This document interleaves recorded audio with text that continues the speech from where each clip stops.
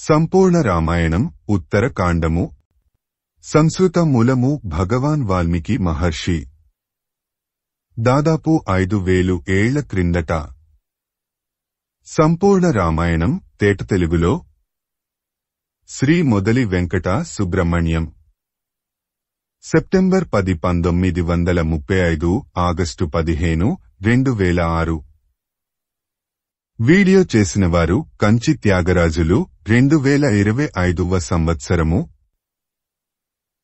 ఉత్తరకాండము 21వ సర్గ నారదుడు యమలోకము చేరు సమయానికి యముడు ప్రాణుల యొక్క పాపపుణ్యములను విచారించి వారికి తగిన ఫలములను ప్రసాదిస్తున్నాడు.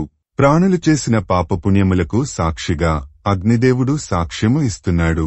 ఆ సమయంలో నారదుడు అక్కడకు వచ్చాడు. యముడు తన ఆసనము నుండి పైకి లేచి నారదుని సాదరంగా ఆహ్వానించాడు. అర్ఘ్యము పాద్యము సమర్పించాడు. ఉచితమైన ఆసనమును ఇచ్చాడు. అప్పుడు యముడు నారదుని ఇలా అడిగాడు, ఓ దేవర్షి, అన్ని లోకములు క్షేమమే కదా?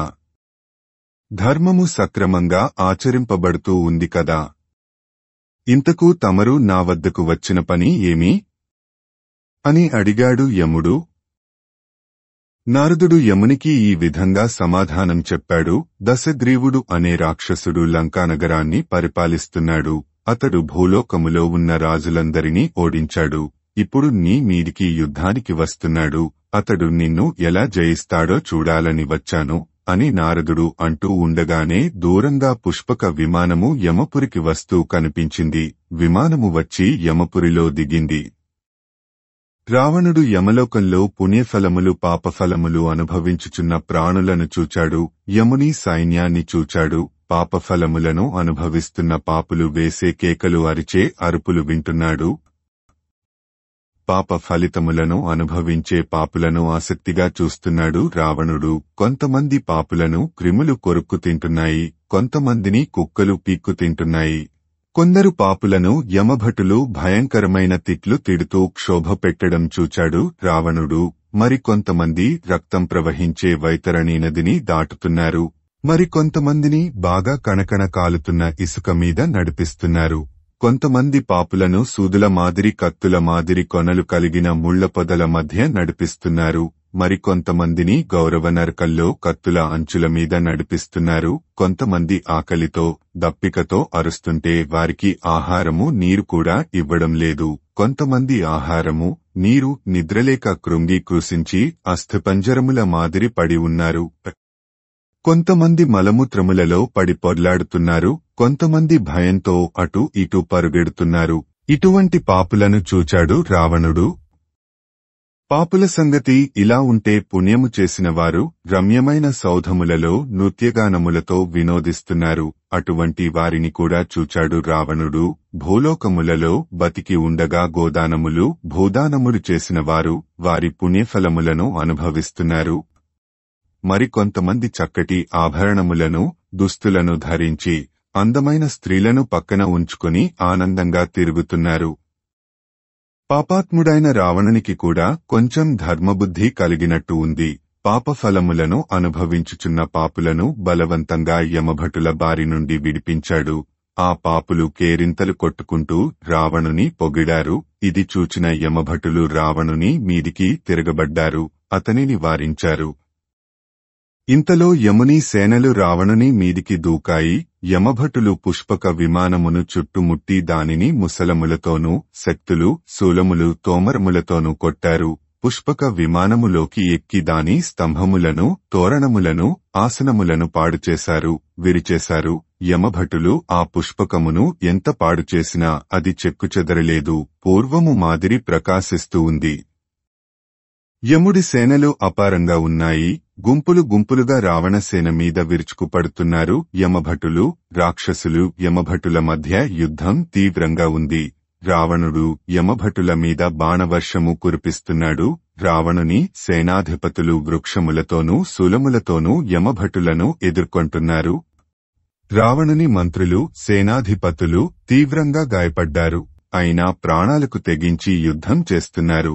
పోరు ఘోరంగా సాగుతూ ఉంది. వీరితో ఎందుకని యమభటులు అందరూ రావణుని మీద ఒక్కుమ్మడిగా దాడి చేశారు.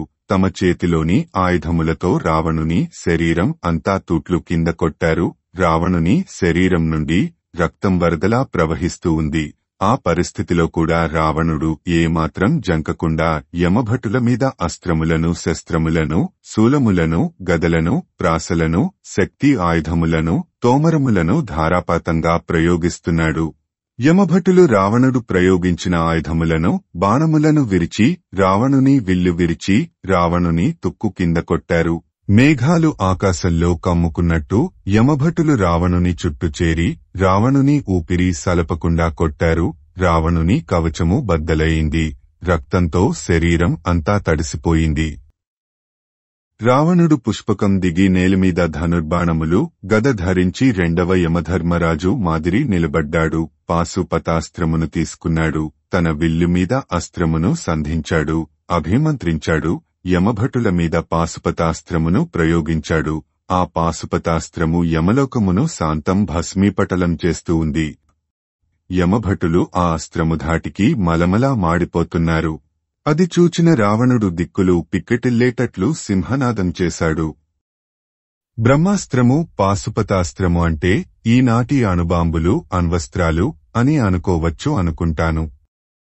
శ్రీమద్ రామాయణము ఉత్తరకాండము 21వ సర్గ సంపూర్ణము. ఓం తత్సత్. ఓం తత్సత్. ఓం తత్సత్. ఉత్తరకాండము 22వ సర్గ. రావణుడు చేసిన వికటాట్టహాసమును విన్నాడు యముడు. రావణుడు జయించాడు. తన సైన్యాలు ఓడిపోతున్నాయి అని తెలుసుకున్నాడు. తానే స్వయంగా రావణునితో యుద్ధానికి సన్నద్ధం అయ్యాడు. వెంటనే తన రథమును తీసుకుని రమ్మని సారథిని ఆదేశించాడు. సారథి తెచ్చిన రథాన్ని ఎక్కాడు యముడు. వెంటనే మృత్యుదేవత వచ్చి యముని ముందర నిలిచింది. యముని ఆయుధము అయిన కాలదండము సాకారంగా యముని పక్కన నిలబడింది. కాలపాసములు యమునికి అటు ఇటు నిలబడ్డాయి. ఇటువంటి యముడిని చూచి మూడు లోకాలు వణికిపోయాయి. లోకభయంకరుడైన యముడు తన రథము మీద ముత్తువు వెంటరాగా రావణుని మీదికి యుద్ధానికి వెళ్లాడు. యముడు ఎక్కిన రథమునకు కట్టిన అశ్వములు వాయువేగమనోవేగాలతో పరుగెడుతున్నాయి. భయంకరుడైన మృత్యుదేవతను, కాలయముడిని చూచి రావణుని మంత్రులు, సేనాపతులు భయంతో పారిపోయారు. లంకేశ్వర, మేమేదో అందరినీ భయపెట్టి యుద్ధం చేస్తాము కాని ఇలా యముడిని, మృత్యువును చూచి భయంతో వణుకుతూ యుద్ధం చేయడం మా వల్ల కాదు అంటూ తలకదిక్కు పట్టిపోయారు. కాని రావణుడు ఏమాత్రం కంగారు పడలేదు. యముడు తోమరములతో రావణుని మర్మస్థానములలో కొట్టాడు.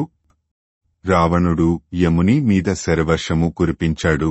యముడు వందల కొద్దీ శక్తులను రావణుని వక్షస్థలమునకు తగిలేట్టు ప్రయోగించాడు. ఆ ప్రకారంగా యముడు రావణుని 7 రోజులపాటు స్పృహ పోయేట్టు కొట్టాడు. యుద్ధభూమిని వదిలిపోయేటట్టు చేశాడు. రావణుడు కూడా తెలివి తెచ్చుకొని యమునితో యుద్ధం చేస్తున్నాడు. రావణ యముల యుద్ధము ముల్లోకములలో ప్రళయాన్ని సృష్టించింది. రావణుడు తన ధనుస్సు నుండి ఎడతెరపి లేకుండా బాణములను యముని మీదికి వదులుతున్నాడు. 4 బాణాలతో మృత్యువును కొట్టాడు. 7 బాణాలతో యముని సారథిని కొట్టాడు. 1,00,000 బాణములతో యముని మర్మస్థానములలో కొట్టాడు. అది చూచిన యముడి ముఖంలో నుండి కోపముతో కూడిన అగ్నిజ్వాలలు వెలువడ్డాయి. అప్పుడు మృత్యువు యముడిని చూచి ఇలా అన్నాడు, నన్ను ఆ రాక్షసుని మీదికి ప్రయోగించు. వెంటనే ఆ రాక్షసుని చంపుతాను. ఎందుకంటే వీడు ఈ లోకములో ఉండటానికి అర్హత లేనివాడు. జీవించడానికి అర్హత లేని వాళ్లను నేను ఎంతమందిని చంపానో నీకు తెలియదా? హిరణ్యకశిపుడు, నముచి, శంబరుడు, విసంధి, ధూమకేతువు, బలిచక్రవర్తి, దంభుడు, వృత్రుడు, బాణుడు, వీర్గాక రాజర్షులు, గంధర్వులు, పన్నగులు, దైత్యులు, యక్షులు, అప్సరసలు, నరులు ఇలా ఎంతో మందిని చంపాను. ఈ రాక్షసుడు ఒక లెక్క. నన్ను చూడగానే యక్ష, రాక్షస, దైత్య, మానవులు ప్రాణాలు వదులుతారు. ఈ రాక్షసుడు ఏపాటి? యమధర్మరాజా, ఆలస్యం చేయకుండా నన్ను ప్రయోగించు. వీడిని వెంటనే సంహరిస్తాను. నేను నా గురించి గొప్పలు చెప్పుకోవడం కాదు.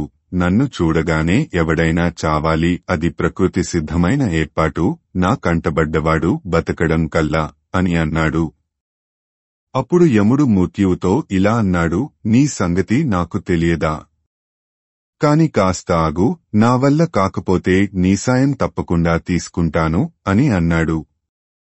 వెంటనే యముడు కాలదండమును చేతిలోకి తీసుకున్నాడు.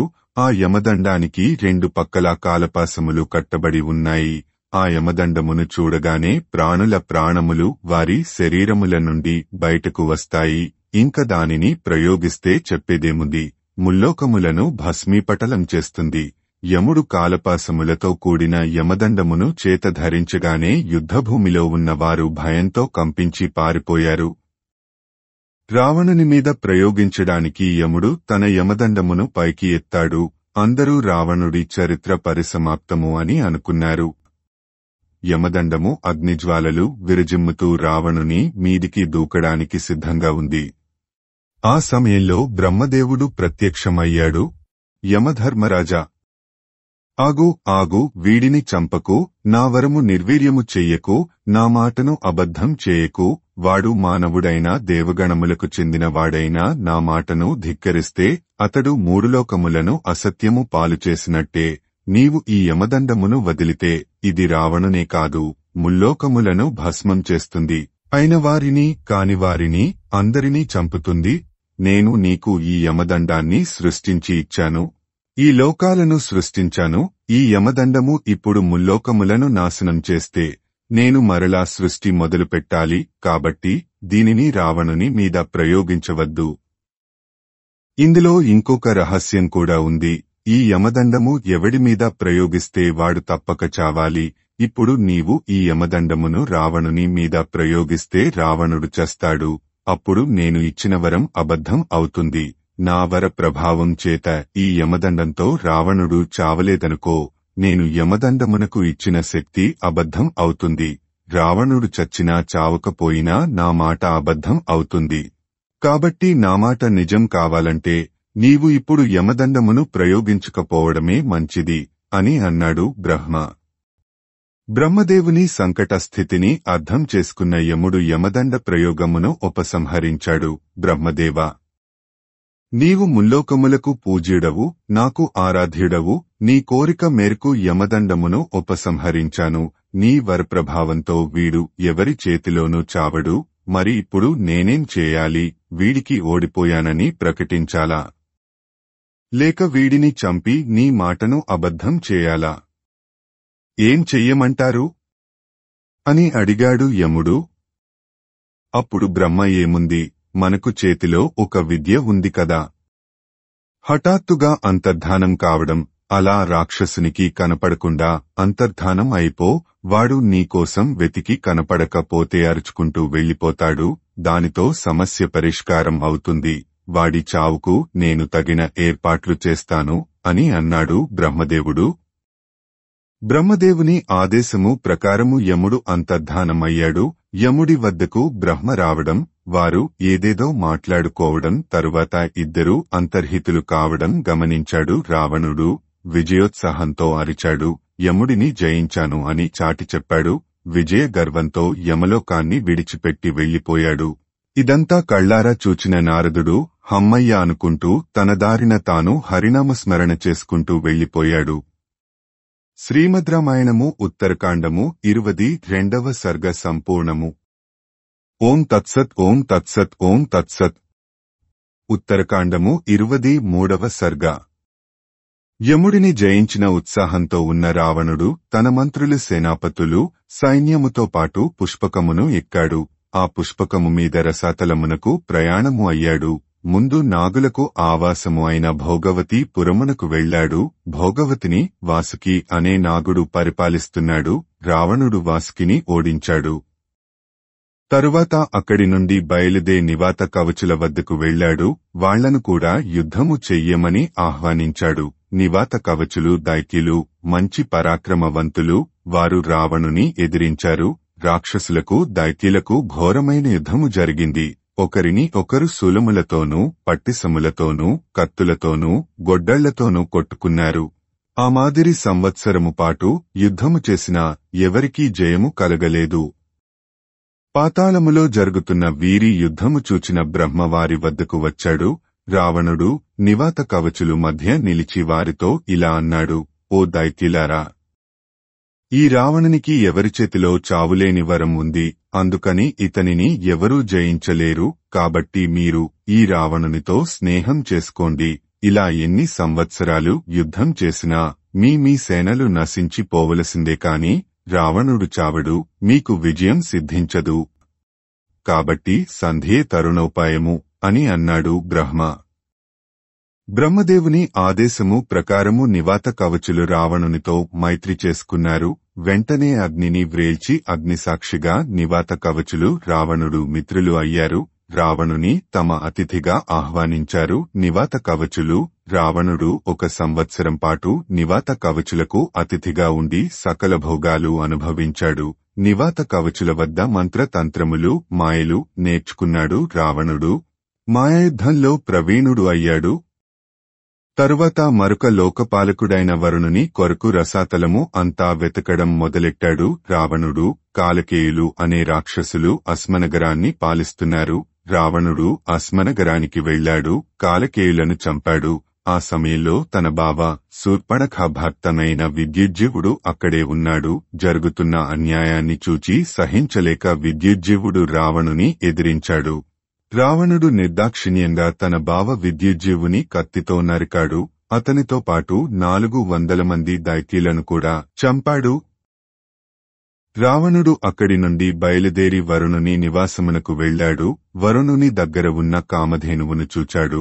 ఆ కామధేనువు పొదుగు నుండి నిరంతరము ఆగకుండా కారుతున్న పాల వలననే క్షీరసాగరము పుట్టింది. ఆ కామధేనువు రుద్రుని వాహనమైన నందికి తల్లి. క్షీరసాగరము నుండి దేవతలు, ఋషులు ఆరగించే సుధ, పితృదేవతలు భుజించే స్వధ పుట్టాయి. రావణుడు సురభి అనే పేరుగల ఆ కామధేనువుకు నమస్కరించాడు. తరువాత వరుణుని మందిరంలోకి ప్రవేశించాడు. రావణుని వరుణుని సైనికులు, సేనాధ్యక్షులు అడ్డగించారు. రావణుడు వారితో యుద్ధము చేసి చంపాడు. చావగా మిగిలిన వారిని చూచి, మీరు పోయి రావణుడు వచ్చాడని నా మాటలుగా మీ వరుణునికి చెప్పండి. రావణుడు యుద్ధానికి వచ్చాడు. రావణునితో యుద్ధం చేస్తావా లేక లొంగిపోయి శరణు వేడుతావా? చేతులు జోడించి ఓడిపోయాను అని ఒప్పుకుంటావా తేల్చుకో అని చెప్పండి అని ఆజ్ఞాపించాడు రావణుడు. ఈ విషయం తెలిసిన వరుణుని కుమారులు, పౌత్రులు వారి వారి సేనలతో రావణుని మీదికి యుద్ధానికి వచ్చారు. అందరూ రథాల మీద బయలుదేరారు. కాని రావణుని సేనానాయకుల ముందు నిలువలేకపోయారు. రావణుడు అతని సైన్యము పుష్పక విమానము నుండి యుద్ధ చేస్తున్నారు. వరుణుని కుమారులు భూమి మీద నిలబడి యుద్ధం చేస్తున్నారు. ఇలా కాదని వరుణ కుమారులు తాము కూడా తమ రథములను ఆకాశములోకి లేపారు. పుష్పక విమానములో ఉన్న రావణునితో సమానంగా నిలబడి యుద్ధం చేస్తున్నారు. వరుణ కుమారులు తమ తమ అస్త్రశస్త్రములతో రావణుని దారుణంగా కొట్టారు. విజయోత్సాహంతో అరుస్తున్నారు. రావణుడు ఓడిపోయే పరిస్థితి వచ్చింది. రావణుని సేనాధిపతి అయిన మహోదరుడు ఇది చూచాడు. తమ రాజు ఓడిపోతున్నాడు అని తెలుసుకున్నాడు. తన గద తీసుకున్నాడు. వరుణ కుమారులను, మనుమలను తన గదతో వరుసగా బాదుతున్నాడు. ఆ దెబ్బకు తట్టుకోలేక వరుణ కుమారులు నేలమీదికి దూకారు. మహోదరుడు వరుణ పుత్రుల రథములను విరగ్గొట్టాడు. రథములకు కట్టిన గుర్రములను చంపాడు. వారిని నిరాయుధులను చేశాడు. కాని సహజ పరాక్రమవంతులైన వరుణ పుత్రులు ఏమీ వ్యధ చెందలేదు. తమ తమ ధనుస్సులు తీసుకుని మహోదరుని ఒక్కుమ్మడి చుట్టుముట్టారు. మరికొంతమంది రావణుని చుట్టుముట్టారు. వరుణ కుమారులు తమ వాడి అయిన బాణములతో మహోదరుని శరీరాన్ని చీల్చెండాడారు. అది చూచిన రావణునికి కోపం మిన్నుముట్టింది. తన వాడి అయిన బాణములతో వరుణ కుమారుల మర్మస్థానములలో కొట్టాడు. రావణుడు వరుణ కుమారుల మీద ముసలములను, భల్లబాణములను, పట్టిసములను, శక్తిబాణములను, శతఘ్నులను ప్రయోగించాడు. శతఘ్నులు అంటే నేటి ఫిరంగులు. రావణుని ధాటికి వరుణ కుమారులు వారి సేనలు నిలువలేకపోయాయి. అది చూచి రావణుడు పెద్దపెట్టున హర్షధ్వానాలు చేశాడు. రెట్టించిన ఉత్సాహంతో రావణుడు వరుణ కుమారులను, మనుమలను చేతికి ఏది అందితే ఆ ఆయుధంతో చావగొట్టాడు. రావణుని దెబ్బకు వారు తట్టుకోలేక కింద పడిపోయారు. వారిని సైనికులు వరుణుని మందిరమునకు మోసుకొని పోయారు. రావణుడు ప్రహాసుడు అనే వరుణుని మంత్రిని చూచి నీవు వెళ్లి రావణుడు జయించాడు అని వరుణుడికి చెప్పు అని అన్నాడు. అప్పుడు ప్రహాసుడు ఇలా అన్నాడు, లంకేశ్వరా, వరుణుడు ప్రస్తుతము బ్రహ్మలోకమునకు వెళ్లాడు, ఇక్కడ లేడు. రాజు లేనప్పుడు నీవు ఎవరిని యుద్ధమునకు పిలుస్తావు? నీ చేతిలో వరుణుని పుత్రులు పౌత్రులు ఓడిపోయారు కదా, ఇక్కడ నీతో యుద్ధం చేయగలవారు ఎవరూ లేరు, ఇంక నీవు వెళ్లవచ్చు అని అన్నాడు. వరుణుని జయించాను అన్న గర్వంతో నేను వరుణుని జయించాను అని ప్రగల్భాలు పలుకుతూ రావణుడు అక్కడి నుండి పుష్పకము ఎక్కి వెళ్లిపోయాడు. శ్రీమద్ రామాయణము ఉత్తరకాండము 23వ సర్గ సంపూర్ణము. ఓం తత్సత్ ఓం తత్సత్ ఓం తత్సత్. ఈ సర్గ నుండి 5 సర్గలు తరువాత చేర్చబడినవి. మూల రామాయణంలో లేవని, వీటికి ఎటువంటి వ్యాఖ్యలు రాయబడలేదని బ్రహ్మశ్రీ ఆచార్య పుల్లెల శ్రీరామచంద్రుడు గారు తమ రామాయణము బాలానందిని వ్యాఖ్యలో రాశారు. అయినా విషయ పరిజ్ఞానము కొరకు మనము ఈ 5 సర్గలు కూడా చదువుకుందాము. వీటికి సంఖ్యలు లేవు కాబట్టి అన్నీ కలిపి రాస్తున్నాను. ఆ సమయంలో బలి చక్రవర్తి పాతాళంలో అస్మనగరంలో ఉండేవాడు. రావణుడు పాతాళలోకంలో సంచరిస్తూ అస్మనగరానికి వచ్చాడు. అస్మనగరంలో రావణుడు ఒక సుందరమైన భవనమును చూచాడు. వెంటనే ప్రహస్తుని పిలిచి ఈ భవనము ఎవరిదో తెలుసుకొనిరా అని ఆజ్ఞాపించాడు. రావణుని ఆజ్ఞ ప్రకారము ప్రహస్తుడు ఆ గృహములోకి వెళ్లాడు. ఆ ఇంట్లో ఎవరూ కనపడలేదు. ఒక్కొక్క ద్వారము దాటుకుంటూ వెళ్లాడు. 7 ద్వారములు దాటగానే అతనికి ఒక వెలుగు కనిపించింది. ఆ వెలుగులో ఒక వ్యక్తిని చూచాడు ప్రహస్తుడు. ఆ వ్యక్తి సాక్షాత్తు యమధర్మరాజు మాదిరి ఉన్నాడు. ప్రహస్తుడు వెంటనే బయటకు వచ్చి ఈ విషయాన్ని రావణునికి తెలిపాడు. రావణుడు ఆ ఇంట్లోకి వెళ్లడానికి ప్రయత్నించాడు. ఇంతలో ఒక పెద్ద శరీరము కలవాడు వచ్చి రావణునికి అడ్డంగా నిలబడ్డాడు. అతడు పెద్ద కోరలతో చూడ్డానికి మహాభయంకరంగా ఉన్నాడు. అతడి చేతిలో ఒక పెద్ద రోకలి ఉంది. అంతటి లోక భయంకరుడైన రావణునికి కూడా ఆ ఆకారాన్ని చూచి భయం పుట్టింది. రావణుని చూచి ఆ భయంకరకారుడు ఇలా అన్నాడు, ఓ రాక్షసుడా, ఏమి ఆలోచిస్తున్నావు? నీవు యుద్ధం యుద్ధం అంటూ అరుస్తూ తిరుగుతున్నావు కదా. నేను నీకు యుద్ధం రూపంలో మంచి ఆతిథ్యం ఇస్తాను, స్వీకరించు అని అన్నాడు. రావణుడు మాట్లాడలేదు. యుద్ధం చేస్తావా లేక ఓడిపోయానని ఒప్పుకుంటావా అని గద్దించాడు ఆ మహాకాయుడు. ధైర్యం కూడగట్టుకున్న రావణుడు ఆ మహాకాయునితో ఇలా అన్నాడు, నేను యుద్ధం చేస్తాను, కాని నీతో కాదు. ఈ భవనంలో ఎవరున్నారో చెప్పు, వారితో యుద్ధం చేస్తాను అని అన్నాడు రావణుడు. అప్పుడు ఆ మహాకాయుడు ఇలా అన్నాడు, ఈ భవనంలో దానవేంద్రుడు అయిన బలి చక్రవర్తి నివసిస్తున్నాడు. అతడు ధర్మాత్ముడు, వీరుడు, శూరుడు, పరాక్రమవంతుడు. అతడు యమునితో సమానమైన శక్తి కలవాడు. యుద్ధములో పరాజయము ఎరుగనివాడు. అతని పట్టుదల అనితర సాధ్యము. మంచి బలవంతుడు, కాని క్రూరుడు కాడు. ధర్మపరుడు, ఉదారబుద్ధి కలవాడు. ఎప్పుడూ సత్యమునే పలుకుతాడు. అన్నమాట నిలబెట్టుకుంటాడు. గురువులను, బ్రాహ్మణులను పూజిస్తాడు. సత్వగుణ సంపన్నుడు. వేదములు చదువుకున్నాడు. పంచభూతముల శక్తిని తనలో ఇముడ్చుకున్నాడు. అతడు దేవ, దానవ, రాక్షస, గంధర్వ గణాలకు భయపడడు. అటువంటి వీరుడితో నువ్వు యుద్ధం చెయ్యాలని అనుకుంటున్నావు. నిజంగా నీకు బలిచక్రవర్తితో యుద్ధం చెయ్యాలని కోరిక ఉంటే లోపలకు వెళ్ళు, ఏమాత్రం ఆలస్యం చేయకు అని అన్నాడు. ఓటమి ఎరుగని రావణుడు ధైర్యంగా లోపలకు ప్రవేశించాడు. బలి చక్రవర్తి ఎదురుగా నిలబడ్డాడు. బలి రావణుని చూచి పెద్దగా నవ్వాడు. రావణుని దగ్గరకు పిలిచాడు. తన పక్కన కూర్చోబెట్టుకున్నాడు. రావణ, ఇక్కడకు ఎందుకు వచ్చావు? ఏ పని మీద వచ్చావు? ఏమి కోరి వచ్చావు? నేను నీ కోరిక ఎలా తీర్చగలను అని అడిగాడు బలి. దానికి రావణుడు ఇలా అన్నాడు, ఓ బలిచక్రవర్తి, పూర్వము నిన్ను విష్ణువు బంధించి పాతాళమునకు పంపాడని, నీవు ఇంకా ఆ విష్ణువుకు బందీగానే ఉన్నావని విన్నాను. నిన్ను నా బలపరాక్రమాలతో బంధ విముక్తుడిని చేస్తాను అని అన్నాడు. దానికి బలి పెద్దగా నవ్వాడు.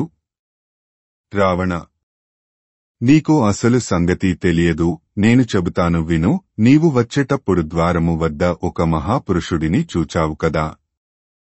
ఆయన దానవులను, నీ పూర్వీకులను, వాళ్ల పూర్వీకులను జయించాడు. నన్ను కూడా జయించి ఈ మందిరంలో బంధించాడు. నేనే కాదు, ఈ లోకంలో ఎవరైనా ఆ మహాపురుషునికి బందీ కావలసిందే. ఆ ద్వారమునందు నిలబడ్డ ఆ మహాపురుషుడు ముల్లోకములలో ఉన్న చరాచర భూతములను పోషించి లయం చేయగల సమర్థుడు. అన్ని కార్యములను అతడే చేస్తాడు, చేయిస్తాడు, అందరినీ పోషిస్తాడు, లయం చేస్తాడు. భూత భవిష్యత్ వర్తమానములను నిర్దేశించేది అతడే. అతడే కాలస్వరూపుడు, కలిపురుషుడు. ఒక్క మాటలో చెప్పాలంటే అతడిని గురించి తెలుసుకోవడం మనకెవ్వరికీ సాధ్యం కాదు. ఎందుకంటే అతడు ఈ మూడు లోకములను సృష్టిస్తాడు, పోషిస్తాడు, సంహరిస్తాడు. ఈ ముల్లోకములలో ఉన్న చరాచర ప్రాణికోటికి అతడే ప్రభువు. అతడికి మొదలు లేదు, తుది లేదు. ఒక పక్క ప్రాణికోటిని సంహరిస్తూ మరొక పక్క సృష్టికార్యము కొనసాగిస్తూ ఉంటాడు. సకల యజ్ఞములకు, యాగములకు ఆయనే కర్త. యజ్ఞము ఆయనే, హోమము ఆయనే. అటువంటివాడు ముల్లోకములలో వేరొకడు లేడు. ఆయనకు ఆయనే సాటి. ఓ రావణ, ఆ మహాత్ముడే నిన్ను, నన్ను, ఈ సమస్త జీవకోటిని నడిపిస్తున్నాడు. ఓ రావణ, నీవు వృత్రుడు, ధనువు, సుకుడు, సంభుడు, నిశుంభుడు, శుంభుడు, కాలనేమి, కూటుడు, మృదువు, యమలార్జునులు, కంసుడు, కైటభుడు, మధువు, వీరి గురించి విన్నావు కదా. వీరు ఇంకా వీరిలాంటివారు ఎన్నో యజ్ఞములు, యాగములు చేశారు, తపస్సు చేశారు. అందరూ మహాత్ములే. ఎన్నో భోగభాగ్యములు అనుభవించారు, దానాలు, ధర్మాలు చేశారు, ప్రజలను పాలించారు. కాని వారికి పక్షపాతము ఎక్కువ. తన వారిని రక్షించారు, శత్రువులను నాశనం చేశారు. మహాపరాక్రమవంతులైన వారు ఏ యుద్ధములో ఓడిపోలేదు.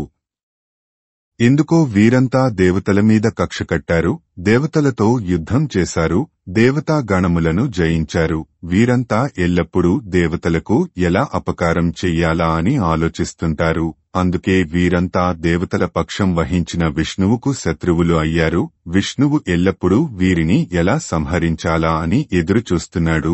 వీరిని సంహరించడం కోసరం ఎన్నో అవతారములు ఎత్తుతున్నాడు. దేవతలను బాధించేవారిని సంహరిస్తున్నాడు, తిరిగి తన స్వస్వరూపమును పొందుతున్నాడు. ఈ విధంగా అవతారములను ఎత్తిన భగవానుడు ఎందరో దానవులను, అసురులను నాశనం చేశాడు. ఎన్నడూ ఏ యుద్ధములో కూడా ఓడిపోరని ప్రసిద్ధి చెందిన వీరాధి వీరులను కూడా విష్ణువు లొంగదీసుకున్నాడు. ఈ లోకము నుండి విముక్తి కల్పించాడు అని ఆగాడు బలిచక్రవర్తి. మరలా ఇలా అన్నాడు, ఓ రావణ, అదుగో అక్కడ ఒక కుండలము ఉంది కదా, దానిని తీసుకొని రా. తరువాత నువ్వు నన్ను ఎలా విడుదల చేస్తావో నీకు ఉపాయం చెబుతాను అని అన్నాడు. బలి చెప్పిన మాటలను ఓపిగ్గా విన్న రావణుడు తనలో తాను నవ్వుకున్నాడు. పైకి లేచి ఆ కుండలము వద్దకు వెళ్లాడు. తన చిటికెన వేలితో ఆ కుండలమును లేపడానికి ప్రయత్నం చేశాడు. అది కదలలేదు. తరువాత చేతిని, తరువాత 2 చేతులను ఉపయోగించాడు. ఊహూ! ఆ కుండలము ఇసుమంత కూడా కదలలేదు. బలవంతంగా ఎత్తడానికి ప్రయత్నించి రావణుడు వెల్లకిలా పడిపోయాడు. పుష్పక విమానములో నుండి ఇదంతా చూస్తున్న రావణుని మంత్రులు రావణుడు వెల్లకిలా పడిపోవడం చూచి అయ్యో అయ్యో ఏమైంది అని ఆతురతగా చూచారు. రావణుడు లేచి నిలబడ్డాడు. బలి ముందు తల వంచుకుని నిలబడ్డాడు. సిగ్గుతో తల వంచుకుని నిలబడి ఉన్న రావణుని చూచి బలి ఇలా అన్నాడు, ఆ కుండలమును నీవు ఎత్తలేవుగాని ఇక్కడకురా. ఆ కుండలము మా ముత్తాతగారైన హిరణ్యకశిపులవారిది. ఈ కుండలము ఆయన చెవికి అలంకారముగా శోభిల్లుతూ ఉండేది. మా ముత్తాతగారైన హిరణ్యకశిపులవారు యుద్ధము చేస్తూ ఉండగా ఈ కుండలము ఈ ప్రదేశమునందే ఆయన చెవి నుండి జారి కింద పడింది. మరొక కుండలము ఒక పర్వతము మీద పడింది. ఆయన కిరీటము వేది అనే ప్రదేశము దగ్గర పడింది. నీ మాదిరే మా ముత్తాతగారికి కూడా ఎవరి చేతిలోనూ మరణము లేదు. వ్యాధులుగాని మృత్యువుగాని ఆయన దగ్గరకు రావడానికి భయపడతాయి. ఆయనను హింసించేవారు ఎవరూ లేరు. ఆయనను పగలుగాని రాత్రిగాని ఎండిన దానితో గాని పచ్చిదానితో గాని ఎటువంటి అస్త్రముతో గాని శస్త్రముతో గాని ఎవరు గాని చంపలేరు. కాని హిరణ్యకశిపుడు వితండవాది. తన పట్టుదల తనదే కాని ఎవరి మాట వినడు. ఆయనకు తన కుమారుడు ప్రహ్లాదునితో విరోధము కలిగింది. అప్పుడు ప్రహ్లాదుని రక్షించడానికి మహావిష్ణువు నరసింహావతారముతో వచ్చి తన గోళ్లతో చీల్చి హిరణ్యకశిపుని సంహరించాడు. హిరణ్యకశిపుని అవతారమును దాల్చిన వాసుదేవుడే నా ఇంటి వాకిట కాపలావాడిగా ఉన్నాడు. అంతమాత్రం చేత ఆయన గొప్పదనము తగ్గిపోలేదు. ఆయన గొప్పదనమును గూర్చి 4 మాటలు చెబుతాను విను. ఆయన దర్శనము కొరకు ఎందరో ఇంద్రులు, వేలకొలది దేవతాగణములు, ఋషులు పరితపిస్తూ ఉంటారు. అటువంటి శ్రీహరి నా ఇంటి ముందు ద్వారపాలకుడుగా ఉన్నాడు అని అన్నాడు. ఆ మాటలు విన్న రావణుడు బలితో ఇలా అన్నాడు, నేను యముడిని చూచాను, ఆయన వద్ద ఉన్న కాలపాసమును చూచాను, ఆయన చేతిలో ఉన్న మృత్యుదండమును చూచాను, ఆయన పక్కన ఉన్న మృత్యుదేవతను చూచాను. అటువంటి యమునితో యుద్ధం చేసి యముడిని, కాలమును, మృత్యువును జయించాను. అటువంటి నేను ఎవరికీ భయపడను, ప్రత్యేకించి ఆ విష్ణువుకు అసలే భయపడను. కాని ఆ విష్ణువును నేను ఇప్పటిదాకా చూడలేదు. ఆయన ఎలా ఉంటాడో చెప్పగలవా అని అడిగాడు రావణుడు. ఆ మాటలు విన్న బలి రావణునితో ఇలా అన్నాడు, విష్ణువు 3 లోకములకు అధిపతి, ఆయనకు ఆది అంతము లేదు. ఆయన సర్వవ్యాపకుడు, ఆయనకు అపజయము అనేదే లేదు. ఆయన సత్పురుషుల హృదయములయందు, యజ్ఞములయందు నివసిస్తాడు. దుర్జనులకు కాలపాసము వంటివాడు. శ్రీ మహావిష్ణువు 12 ఆదిత్యులతో సమానమైనవాడు. దేవతలందరూ ఆయన అధీనములో ఉంటారు. ఆయన యోగులకు యోగి, భక్తులకు సులభంగా స్వాధీనమవుతాడు. భక్తులు అంటే ఆయనకు అపరిమితమైన ప్రేమ, అభిమానము. ఆయనే ఈ లోకములు అన్నింటినీ సృష్టిస్తాడు, పోషిస్తాడు, లయింపజేస్తాడు. ఆయనే యజ్ఞము, ఆయనే యజ్ఞ పురుషుడు. సకల దేవతల స్వరూపము ఆయనే. ఆయన తప్ప వేరే దైవము లేదు. అంతేకాదు సకల చరాచరభూతములలో ఆయనే ఉన్నాడు. ఆయన లేని చోటు లేదు. ఆయనే జ్ఞానము. ఆయనను తెలుసుకుంటే సర్వము తెలుసుకున్నట్టే. ఏ రూపంలో ఏ దేవుని కొలిచినా అది విష్ణు స్వరూపమే. ఆయన ముల్లోకములను పాలిస్తూ ఉంటాడు. ఆయన అవ్యయుడు, వ్యయము లేనివాడు. ఈ భవబంధముల నుండి విముక్తి కోరువారు ఆయననే స్మరిస్తుంటారు. ఆయన సర్వాంతర్యామి అని తెలుసుకున్నవారు ఏ పాపమూ చెయ్యరు. అటువంటి శ్రీమహావిష్ణువును స్మరిస్తే సకలమైన కోరికలు నెరవేరుతాయి అని అన్నాడు బలి. తన శత్రువైన విష్ణువును తన ఎదురుగా బలి పొగుడుతుంటే రావణునికి కోపం కట్టలు తెంచుకొని వస్తోంది. కళ్ళు ఎర్రబడ్డాయి, ముఖం జేవురించింది. చేతిలో ఉన్న ఆయుధమును తీసుకున్నాడు. బయట ఉన్న విష్ణువును చంపడానికి బయలుదేరాడు. ఇదంతా దూరం నుండి చూచిన విష్ణువు, వీడు నా మీదికి వస్తున్నాడు, కాని వీడికి ఇంకా కాలం సమీపించలేదు. వీడిని ఇప్పుడు చంపకూడదు. వీడిని ఇప్పుడు ఇక్కడ చంపితే బ్రహ్మ ఇచ్చిన వరం అసత్యం అవుతుంది అని మనసులో అనుకున్న విష్ణువు అక్కడి నుండి అంతర్ధానం అయ్యాడు. విష్ణువు కొరకు వెతుకుతున్నాడు రావణుడు. కాని విష్ణువు కనపడలేదు. అలా వెతుకుతూ ఏ మార్గం ద్వారా వరుణలోకానికి వెళ్లాడో అదే ద్వారం గుండా బయటకు వచ్చాడు. విష్ణువు తనకు భయపడి పారిపోయాడు అని హర్షధ్వానాలు చేస్తూ వెళ్లిపోయాడు రావణుడు. వరుణలోకం నుండి బయలుదేరిన రావణుడు తన పుష్పక విమానమును ఎక్కి తన పరివారముతో సహా సూర్యలోకానికి వెళ్లాడు. సూర్యలోకములో రావణుడు సూర్యుని చూచాడు. సూర్యుడు ధగా ధగా మెరిసిపోతున్నాడు. సూర్యుడు లోకసాక్షి, ఈ జగత్తునకు ప్రాణదాత. రావణుడు సూర్యుని కనీసము తేరిపరచుడలేకపోయాడు. వెంటనే తన సైన్యాధిపతి ప్రహస్తుని చూచి ఇలా అన్నాడు, నీవు సూర్యుని వద్దకు పోయి రావణుడు యుద్ధము చేయడానికి వచ్చాడు. యుద్ధము చేస్తావా లేక ఓడిపోయానని ఒప్పుకుంటావా అని నా మాటగా చెప్పు అని అన్నాడు. రావణుని ఆదేశము మేరకు ప్రహస్తుడు సూర్యుని వద్దకు పోయాడు. సూర్యుని మందిరము వద్ద 2 ద్వారపాలకులను చూచాడు. వారి పేరు పింగళుడు, దండి. వారితో రావణుని మాటలు చెప్పి సూర్యునికి చెప్పిరమ్మన్నాడు. వారిలో దండి అనేవాడు సూర్యుని వద్దకు పోయి నమస్కరించి రావణుని మాటలు యథాతథంగా చెప్పాడు. సూర్యుడు దండితో ఇలా అన్నాడు, రావణుని నేను చూడను. నీకు ఇష్టం అయితే రావణునితో యుద్ధం చెయ్యి, లేకపోతే చేయను అని చెప్పు అని అన్నాడు.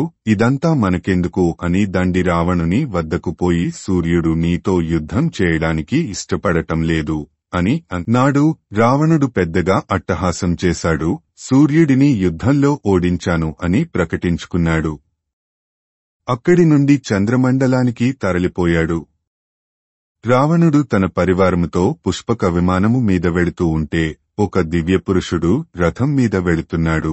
ఆయన అందంగా అలంకరించుకుని ఉన్నాడు. అతనిని అప్సరసలు సేవిస్తున్నారు. అతనిని చూచాడు రావణుడు. అతడు ఎవరో తెలుసుకోవాలని అనుకున్నాడు. అక్కడే ఉన్న ఒక ఋషిని చూచి అతని గురించి అడిగాడు. ఆ ఋషి రావణునితో ఇలా అన్నాడు, ఓ దేవర్షి, అతను ఎవరు? అప్సరసలు అతనిని ఎందుకు సేవిస్తున్నారు? నన్ను చూచి కూడా నిర్భయంగా వెళుతున్నాడు అని అడిగాడు. అప్పుడు ఆ ఋషి రావణునితో ఇలా అన్నాడు, ఇతడు ఒక మహాపురుషుడు, యజ్ఞములు చేశాడు, సోమపానం చేశాడు, ఇప్పుడు ఉత్తమ లోకములకు వెళుతున్నాడు. నీవంటి సూరులు ఇటువంటి ఉత్తముల మీద కోపించకూడదు. ఇంతలో మరొక రథము కనపడింది. ఆ రథము కూడా దేదీప్యమానంగా మెరిసిపోతూ ఉంది. రథములో కూర్చున్న అతనిని కిన్నరులు, అప్సరసలు సేవిస్తున్నారు. ఆయన గురించి కూడా రావణుడు ఆ దేవర్షిని అడిగాడు, ఓ రావణ, ఇతను యుద్ధములో తన పరాక్రమము చూపి తన రాజుకోసరము యుద్ధములో తన ప్రాణములను త్యజించి వీరస్వర్గమును పొందాడు. ఇప్పుడు అతడు ఇంద్రుని వద్దకు వెళుతున్నాడు అని అన్నాడు. ఇంతలో మరొక మానవుడు కనిపించాడు. అతనిని నరులు సేవిస్తున్నారు. అతని చుట్టూ చేరి పాటలు పాడుతూ నాట్యం చేస్తున్నారు. అతనిని గురించి కూడా అడిగాడు రావణుడు. ఇతడు సువర్ణదుడు అనే రాజు. ఇతడు కూడా ఉన్నతలోకములకు వెళుతున్నాడు అని అన్నాడు ఆ ఋషి. ఇంతమంది వెడుతున్నారు కదా, వీరిలో ఎవరైనా నాతో యుద్ధము చేసి గెలవగలరా అని అడిగాడు రావణుడు. రావణుని మాటలకు ఆ ఋషి నవ్వాడు. వీరంతా భవబంధములు విడిచిపెట్టి మోక్షము కొరకు వెళుతున్నారు. వీరు నీతో యుద్ధము చేయరు. నీతో యుద్ధము చేయగలవాడు ఒకడున్నాడు. అతడి పేరు మాంధాత. అతడు 7 ద్వీపములకు మహారాజు, గొప్ప పరాక్రమవంతుడు. అతడు నీకు యుద్ధభిక్ష పెట్టగలడు అని అన్నాడు. ఓ మహారుషి, ఆ మాంధాత ఎక్కడ ఉంటాడు? అక్కడకు నేనెలా వెళ్ళాలి అని అడిగాడు రావణుడు. ఓ రాక్షసరాజా, మాంధాత యవనస్వుని కుమారుడు, అయోధ్యకు మహారాజు, సప్తద్వీపములకు అధిపతి, ఇక్ష్వాకు వంశస్థుడు. ప్రస్తుతము అతను జైత్రయాత్రలో ఉన్నాడు. త్వరలో ఇక్కడకు వస్తాడు అని అన్నాడు ఆ ఋషి. ఋషి ఆ మాటలు మాట్లాడుతూ ఉండగానే మాంధాత అక్కడకు వచ్చాడు. మాంధాతను చూడగానే రావణుడు, ఓ మాంధాత, రా, నాతో యుద్ధము చెయ్యి, లేకపోతే ఓడిపోయానని ఒప్పుకో అని అన్నాడు. ఆ మాటలకు మాంధాత నవ్వి, ఓ రాక్షసరాజా, నీకు ఈ భూమి మీద జీవించాలని ఆశ లేకపోతే నాతో యుద్ధం చెయ్యి, నన్ను ఎదుర్కొన్నవాడు జీవించడం కల్లా అని అన్నాడు మాంధాత. ఓ మాంధాత, నేను వరుణుని, యముని, కుబేరుని జయించాను. వారికే నేను భయపడలేదు. సాధారణ మానవుడివి, నీకు భయపడతానా? రా, నాతో యుద్ధం చెయ్యి అని అన్నాడు. రావణుని ఆజ్ఞను అందుకున్న ప్రహస్తుడు మొదలగు రాక్షస సేనాధిపతులు మాంధాతతో యుద్ధానికి తలపడ్డారు. మహాబలవంతుడైన మాంధాత రావణుని సేనాధిపతులైన ప్రహస్తుడు, శుకుడు, సారణుడు, మహోదరుడు, విరూపాక్షుడు, మారీచుడు, అకంపనుడు మొదలగు వారిని ఎదుర్కొన్నాడు. వారిని తన బాణములతో చావకొట్టాడు. ప్రహస్తుడు కూడా మాంధాత మీద బాణవర్షము కురిపించాడు. కాని మాంధాత ఆ బాణములను మధ్యలోనే తుంచాడు. మాంధాత 5 తోమరములను ప్రహస్తుని మీదకు ప్రయోగించాడు. మాంధాత తన చేతిలో ఉన్న ముగ్గరను గిరా గిరా తిప్పి రావణుని మీదికి విసిరాడు. ఆ దెబ్బకు రావణుడు స్పృహ తప్పి కింద పడిపోయాడు. మాంధాత హర్షాతిరేకంతో సింహనాదం చేశాడు. రావణ సేనలు హాహాకారాలు చేస్తూ రావణుని చుట్టూ చేరారు. అంతలోనే రావణునికి స్పృహ వచ్చింది. రావణుని సేనలు సింహనాదం చేస్తూ మరలా యుద్ధానికి సన్నద్ధం అయ్యాయి. రావణుడు మాంధాతను స్పృహపోయేట్టు కొట్టాడు. కాని మాంధాత అంతలోనే తేరుకున్నాడు. రాక్షస సేనల మీద శరవర్షము కురిపించాడు. మాంధాత ధాటికి రాక్షస సేనలు నిలువలేకపోయాయి.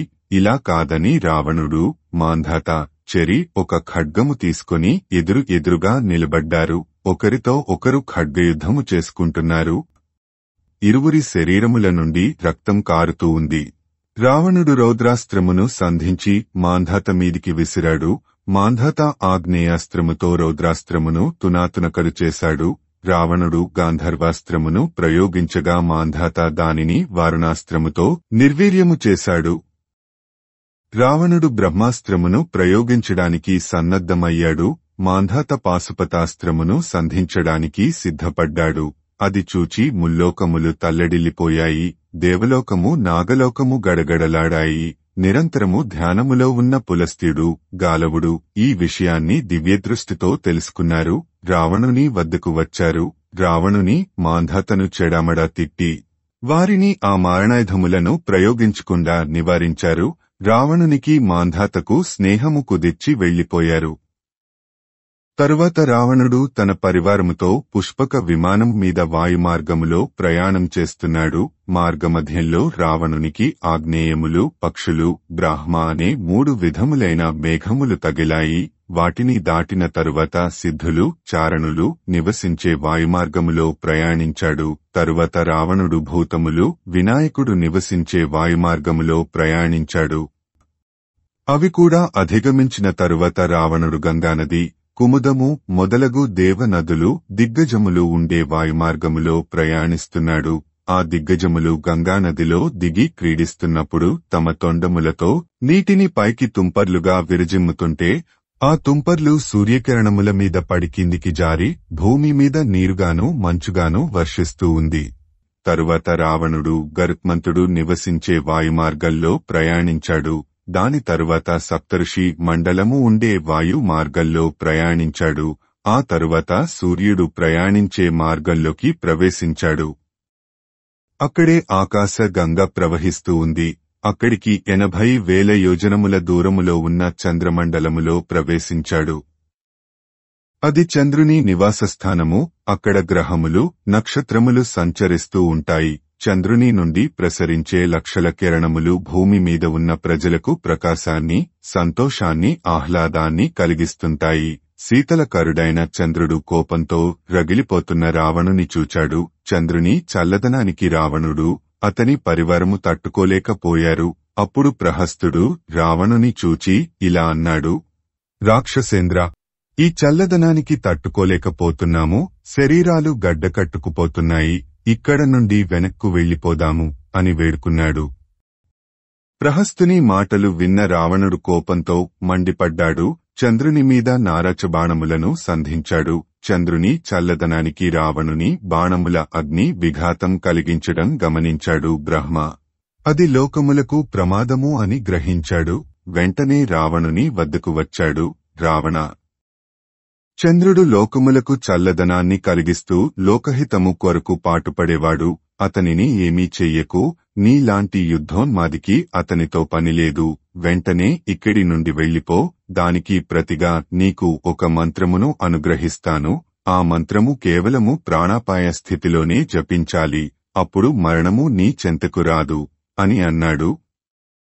రావణుడు చేతులు జోడించి బ్రహ్మదేవునితో ఇలా అన్నాడు: ఓ బ్రహ్మదేవా, దయచేసి నాకు ఆ మంత్రము ప్రసాదించు. నేను మరణమే లేకుండా అజేయుడను అవుతాను అని అన్నాడు. ఓ రావణ, ఈ మంత్రము కేవలము ప్రాణాపాయ పరిస్థితులలోనే జపించాలి. అది గుర్తుపెట్టుకో. ఇదిగో ఈ జపమాల తీసుకో. ఈ మంత్రమును జపించు అని బ్రహ్మదేవుడు రావణునికి మంత్రోపదేశము చేశాడు. ఇది ఒక అష్టోత్తర శతనామావళి. దీనిని బ్రహ్మదేవుడు రావణునికి ఉపదేశించాడు. దీనిని చదువుకుంటే అకాల మృత్యుభయము పోతుంది. సర్వదా జయం కలుగుతుంది. పాఠకుల సౌకర్యార్థం ఈ అష్టోత్తరాన్ని యథాతథంగా ఇక్కడ పొందుపరుస్తున్నాను. కావలసిన వాళ్లు జపం చేసుకోవచ్చు. 1. నమస్తే దేవదేవేశ సురాసుర నమస్కత. భూతభవ్య మహాదేవ హర పింగళలోచన. 2. బాలస్త్వం వృద్ధరూపీ చ వయాఘ్రవసనచ్చద. అచ్చనీయోసి దేవత్వం త్రైలోక్య ప్రభురీశ్వరః. 3. హరో హరితనేమీ చ యుగాంతదహనోనలః. గణేశో లోకశంభుశ్చ లోకపాలో మహాభుజః. 4.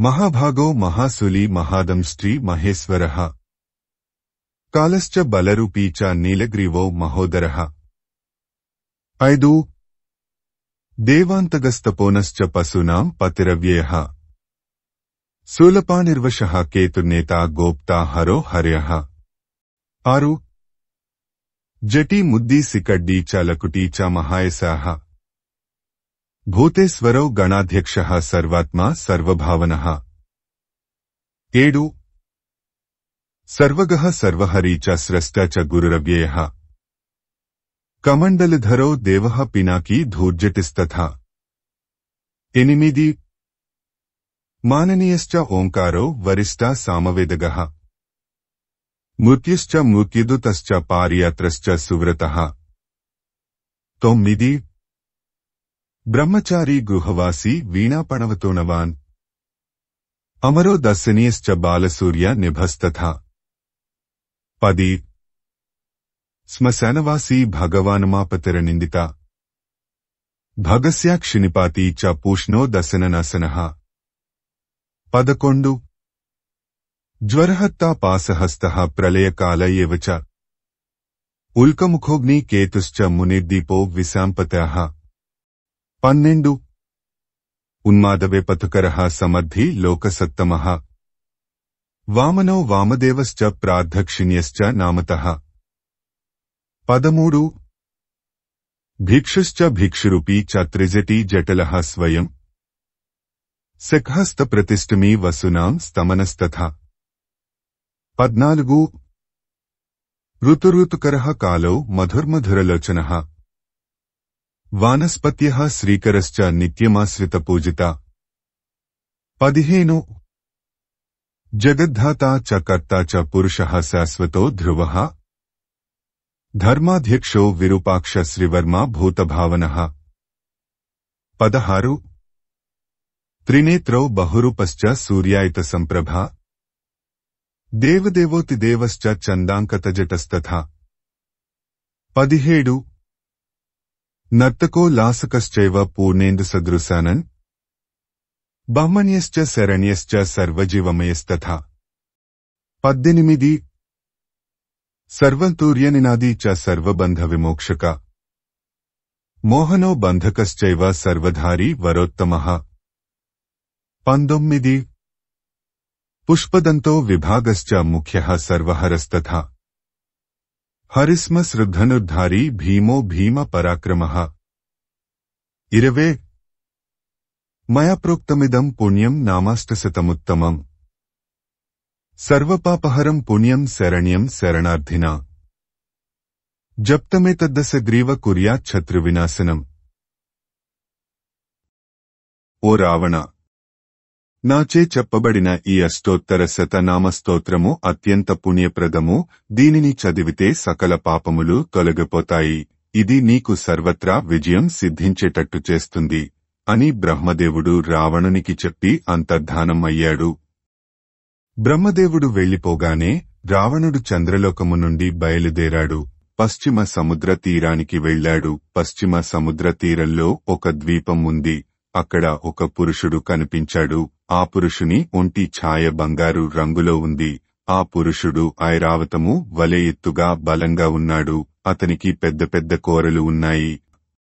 ఆ పురుషుని ముఖము సింహము ముఖమును పోలి ఉంది. అతని అరికాళ్లు పద్మముల వలె ఉన్నాయి. అతడు వాయు వేగ మనోవేగములు కలిగి ఉన్నాడు. యుద్ధోన్మాది అయిన రావణుడు ఆ పురుషుని యుద్ధానికి రమ్మని పిలిచాడు. రావణుని వెంట ఉన్న అతని మంత్రులు భయంకరంగా గర్జించారు. రావణుడు, అతని సైన్యము ఆ పురుషుని మీద శక్తి, శూలము, పట్టిసము మొదలగు ఆయుధములను ప్రయోగించారు. అప్పుడు ఆ పురుషుడు రావణునితో ఇలా అన్నాడు: ఓ రాక్షసా, నీకు ఉన్న యుద్ధోన్మాదమును నేను పోగొడతాను అని అన్నాడు. రావణుని వద్ద ఎటువంటి భయంకరమైన అస్త్రశస్త్రములు ఉన్నాయో అవి అన్నీ ఆ పురుషుని వద్ద ఉన్నాయి. సకల దేవతా మూర్తులు అతని శరీరమును ఆశ్రయించి ఉన్నారు. ఆ పురుషుడు తన చేతిని అలా పైకి ఎత్తాడు. రావణుని తలమీద అలవోకగా కొట్టాడు. ఆ దెబ్బకు రావణుడు గిరా గిరా తిరిగి కింద పడిపోయాడు. ఆ పురుషుడు నవ్వుతూ పాతాళానికి వెళ్లాడు. కొద్దిసేపటికి రావణుడు మూర్ఛ నుండి తేరుకున్నాడు. ఆ పురుషుడు ఎక్కడకు పోయాడు చెప్పండి అని అడిగాడు. రాక్షస వీరులందరూ అక్కడే ఉన్న ఒక బెలమును చూపించి అందులోకి వెళ్లాడు అని చెప్పారు. రావణుడు తన ఖడ్గము చేత ధరించి ఆ బెలములోకి ప్రవేశించాడు. ఆ బెలములో నల్లటి యుద్ధవీరులను చూచాడు. వారందరూ అక్కడ నృత్యగాన వినోదములతో మునిగి తేలుతున్నారు. రావణుడు ద్వారము వద్ద నిలబడి నృత్యము చేస్తున్న వారిని చూస్తున్నాడు. వారందరూ ఒకే వేషము, ఒకే రూపముతో, 4 భుజములతో ఉన్నారు. వారిని చూచి రావణుడు ఆశ్చర్యపోయాడు. రావణుడు వారిని దాటుకుంటూ వెళ్లాడు. అక్కడ రావణుడు ఒక శయ్య మీద పడుకుని ఉన్న పురుషుడిని చూచాడు. ఒక స్త్రీ అతని పక్కన నిలబడి వింజామర వేస్తూ ఉంది. ఆమె లక్ష్మీదేవి వలె ప్రకాశిస్తూ ఉంది. రావణుడు ఆమెను చూచి మన్మథావేశమునకు లోనయ్యాడు. ఆ దేవిని పట్టుకోడానికి ప్రయత్నించాడు. ఆమె చెయ్యి పట్టుకోబోయాడు. అది చూచి అక్కడే శయనించి ఉన్న పురుషుడు బిగ్గరగా నవ్వాడు. ఆ నవ్వుకు ఆ పురుషుని తేజస్సుకు భయపడిపోయిన రావణుడు కింద పడ్డాడు. ఓ రాక్షసరాజా! మరొకడైతే ఈ పాటికి మరణించేవాడు, కాని నీకు మరణం లేదు కదా, అందుకని నీవు చావలేదు. లే, పైకి లే, నీకు బ్రహ్మ ఇచ్చిన వరము నిన్ను రక్షిస్తూ ఉంది. నీవు ఓ పట్టాన చావవు, కాబట్టి నీవు ఇక్కడి నుండి వెళ్ళిపో అని అన్నాడు.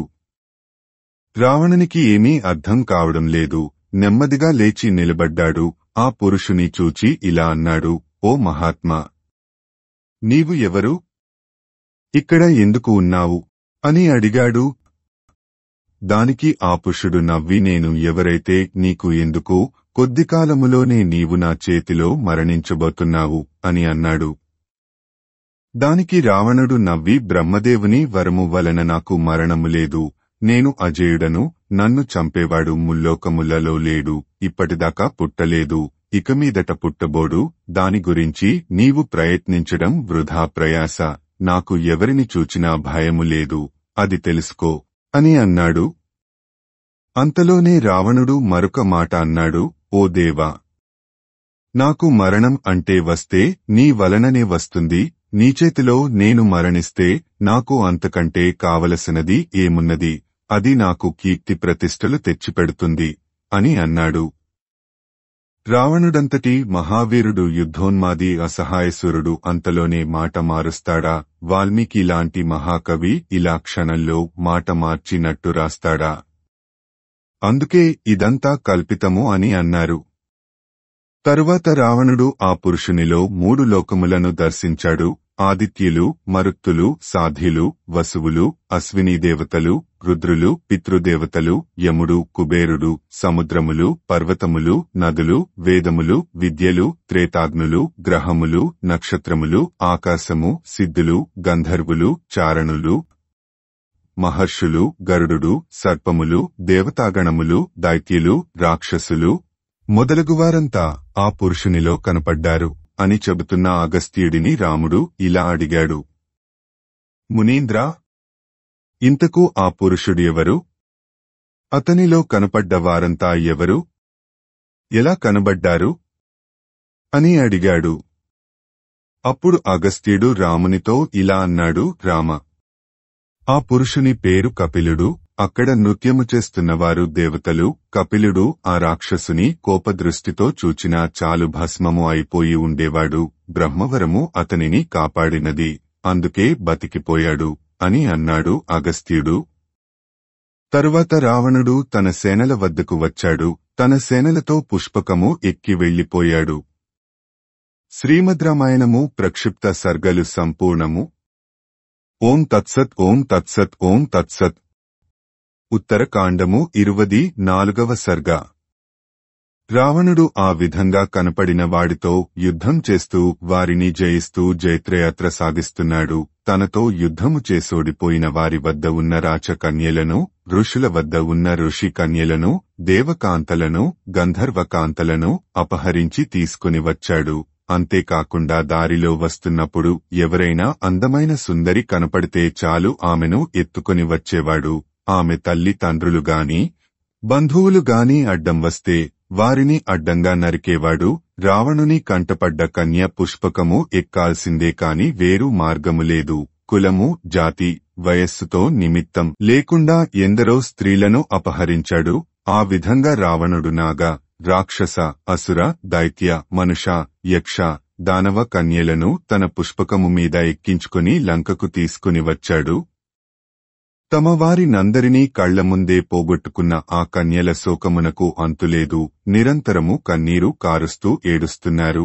రావణుడు ఏమి చేస్తాడో అని భయంతో వణికిపోతున్నారు. వారంతా సింహము అధీనంలో ఉన్న లేడికునల వలె వణికిపోతున్నారు. ఇతడు రాక్షసుడు, నన్ను తింటాడేమో అని కొందరు, కాదు కాదు ఇతడు నన్ను చంపేస్తాడు కాని తినడు అని మరికొందరు తమకు తోచిన విధంగా అనుకుంటున్నారు.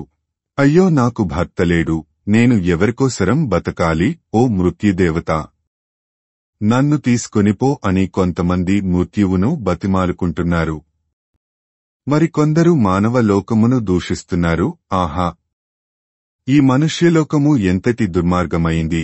ఈ రావణుడు మా భర్తలను, బంధువులను నిర్దాక్షిణ్యంగా చంపి మమ్ములను అపహరించాడు. ఇంతటి అన్యాయము ఈ మనుష్యలోకంలో తప్ప ఇంకెక్కడైనా ఉంటుందా?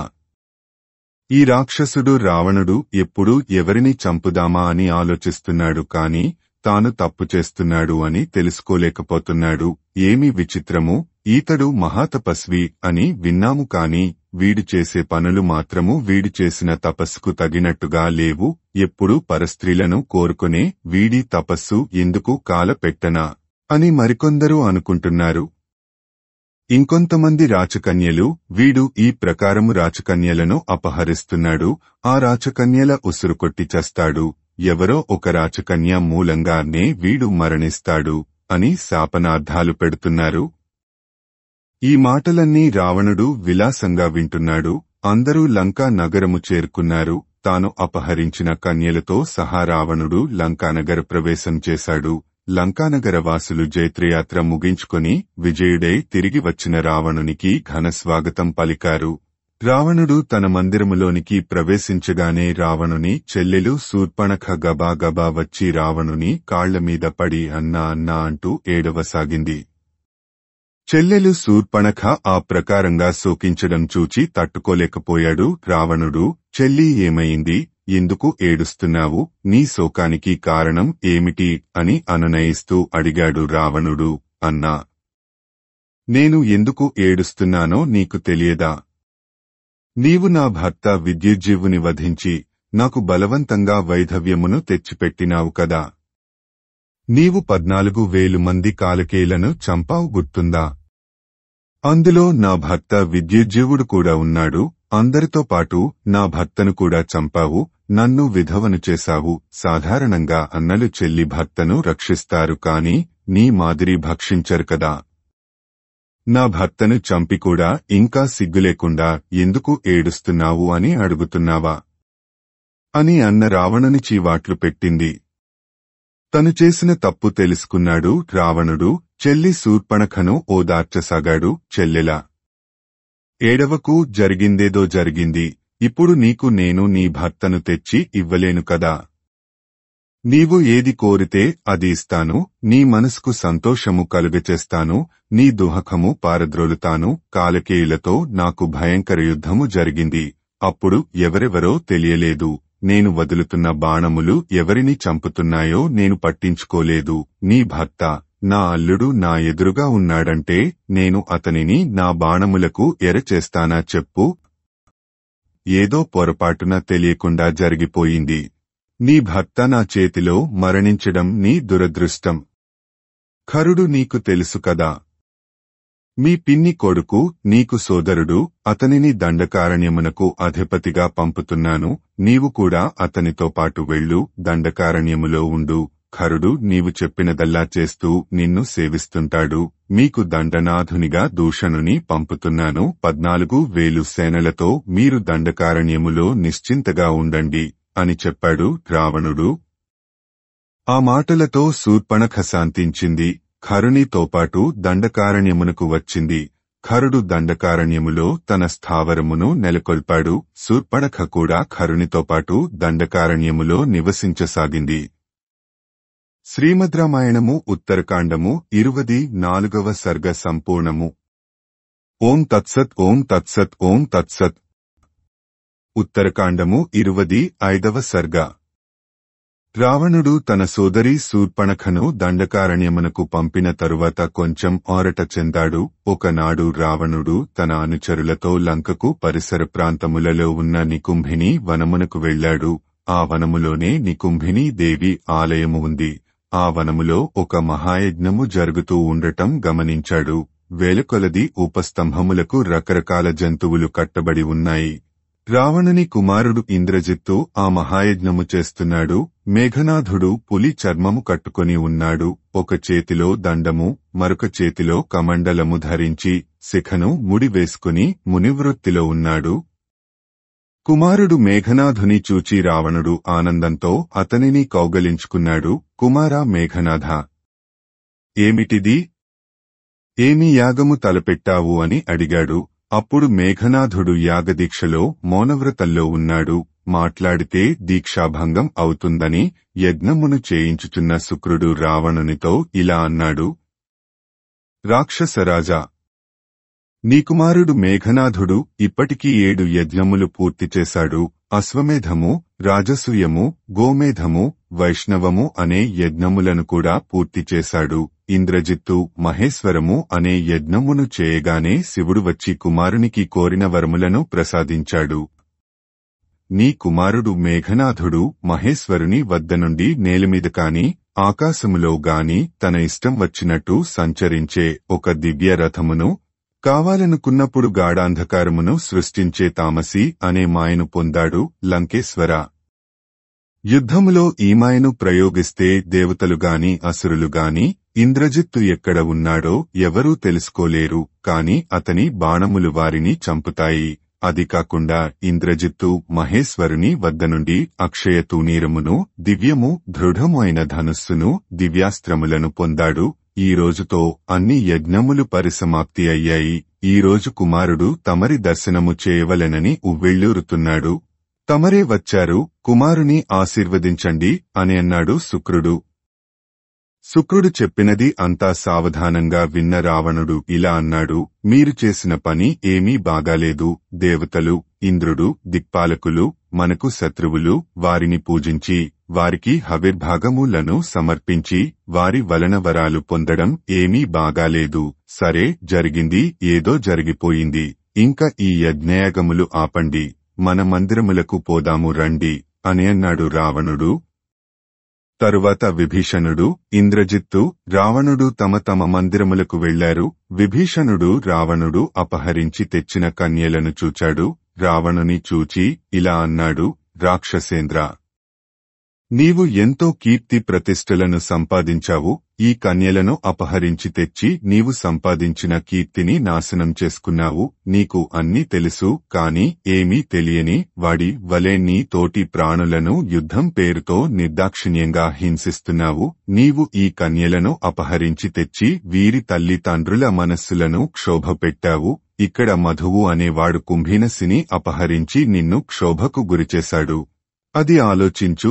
ఎవరు చేసిన పాపం వారిని కట్టికొడుకుతుంది కదా అని అన్నాడు విభీషణుడు. ఉలిక్కిపడ్డాడు రావణుడు. ఎవడువాడు? ఆ మధువు ఎవడు?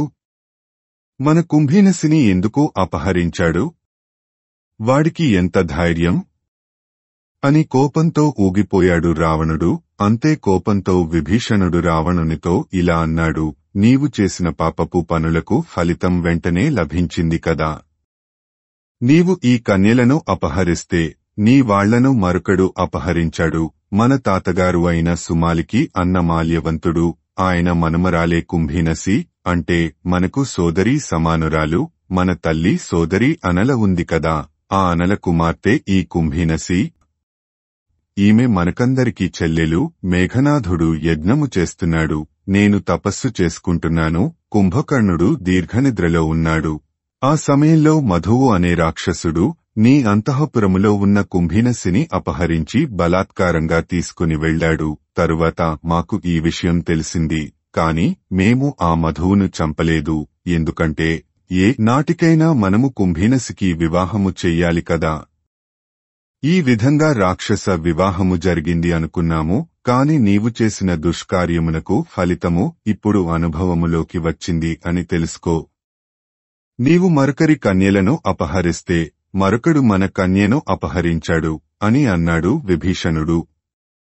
విభీషణుడి మాటలు విన్న రావణుడు కోపంతో ఊగిపోయాడు. వెంటనే రథం సిద్ధం చేయమన్నాడు. సైన్యాన్ని యుద్ధానికి సర్వసన్నద్ధం కమ్మన్నాడు. అందరినీ ఆయుధములు ధరించి వాహనములు ఎక్కమన్నాడు. అందరూ యుద్ధానికి సన్నద్ధం కండి. మనము మధువు అనే రాక్షసుని మీదికి యుద్ధానికి వెళుతున్నాము. ఆ రాక్షసుని చంపి మనము దేవలోకము మీదికి యుద్ధమునకు వెళ్ళాలి, దేవలోకమును జయించాలి అని అన్నాడు రావణుడు. రావణుడు 4000 అక్షోహిణీల సైన్యంతో యుద్ధమునకు బయలుదేరాడు. ఇంద్రజిత్తు ముందు వెళుతున్నాడు. రావణుడు మధ్యలో ఉన్నాడు. కుంభకర్ణుడు ఆఖరున ఉన్నాడు. వారి చుట్టూ సైన్యము ఉంది. లంకను సంరక్షిస్తూ విభీషణుడు లంకలో ఉన్నాడు. రాక్షససేన గుర్రములు, ఒంటెలు, గాడిదలు ఎక్కి వెళ్లారు. దేవతలతో విరోధము సాగిస్తున్న దైత్యులు కూడా ఇదే సందని రాక్షస సేనలతో కలిసి దేవతల మీద పగ తీర్చుకోవడానికి వెళ్లారు. రావణుడు తన సైన్యములతో మధువు అనే రాక్షసులు నివసించే నగరానికి వెళ్లాడు. అక్కడ మధువు లేడు, కాని కుంభీనసి ఉంది. తన అన్న రావణుని చూచి కుంభీనసి అతని పాదములకు నమస్కరించింది. సోదరీ, భయపడకు, నేను వచ్చాను, నీకేమీ భయం లేదు అని అన్నాడు రావణుడు. అప్పుడు కుంభీనసి రావణునితో ఇలా అంది: మధువు నా భర్త, మేము రాక్షస వివాహం చేసుకున్నాము. నీకు నా మీద ప్రేమ అభిమానము ఉంటే నా భర్తను చంపవద్దు. ఎందుకంటే స్త్రీకి వైధవ్యమును మించిన శిక్ష మరొకటి లేదు. ఆ శిక్ష నాకు విధించవద్దు, నన్ను భయపడవద్దు అని అన్నావు కదా. నా భర్తను చంపి నన్ను భయభ్రాంతురాలిని చేయవద్దు అని వేడుకుంది కుంభీనసి. ఆమె మాటలకు సంతోషించాడు రావణుడు. సోదరి, నీ భర్త మధువు ఎక్కడా?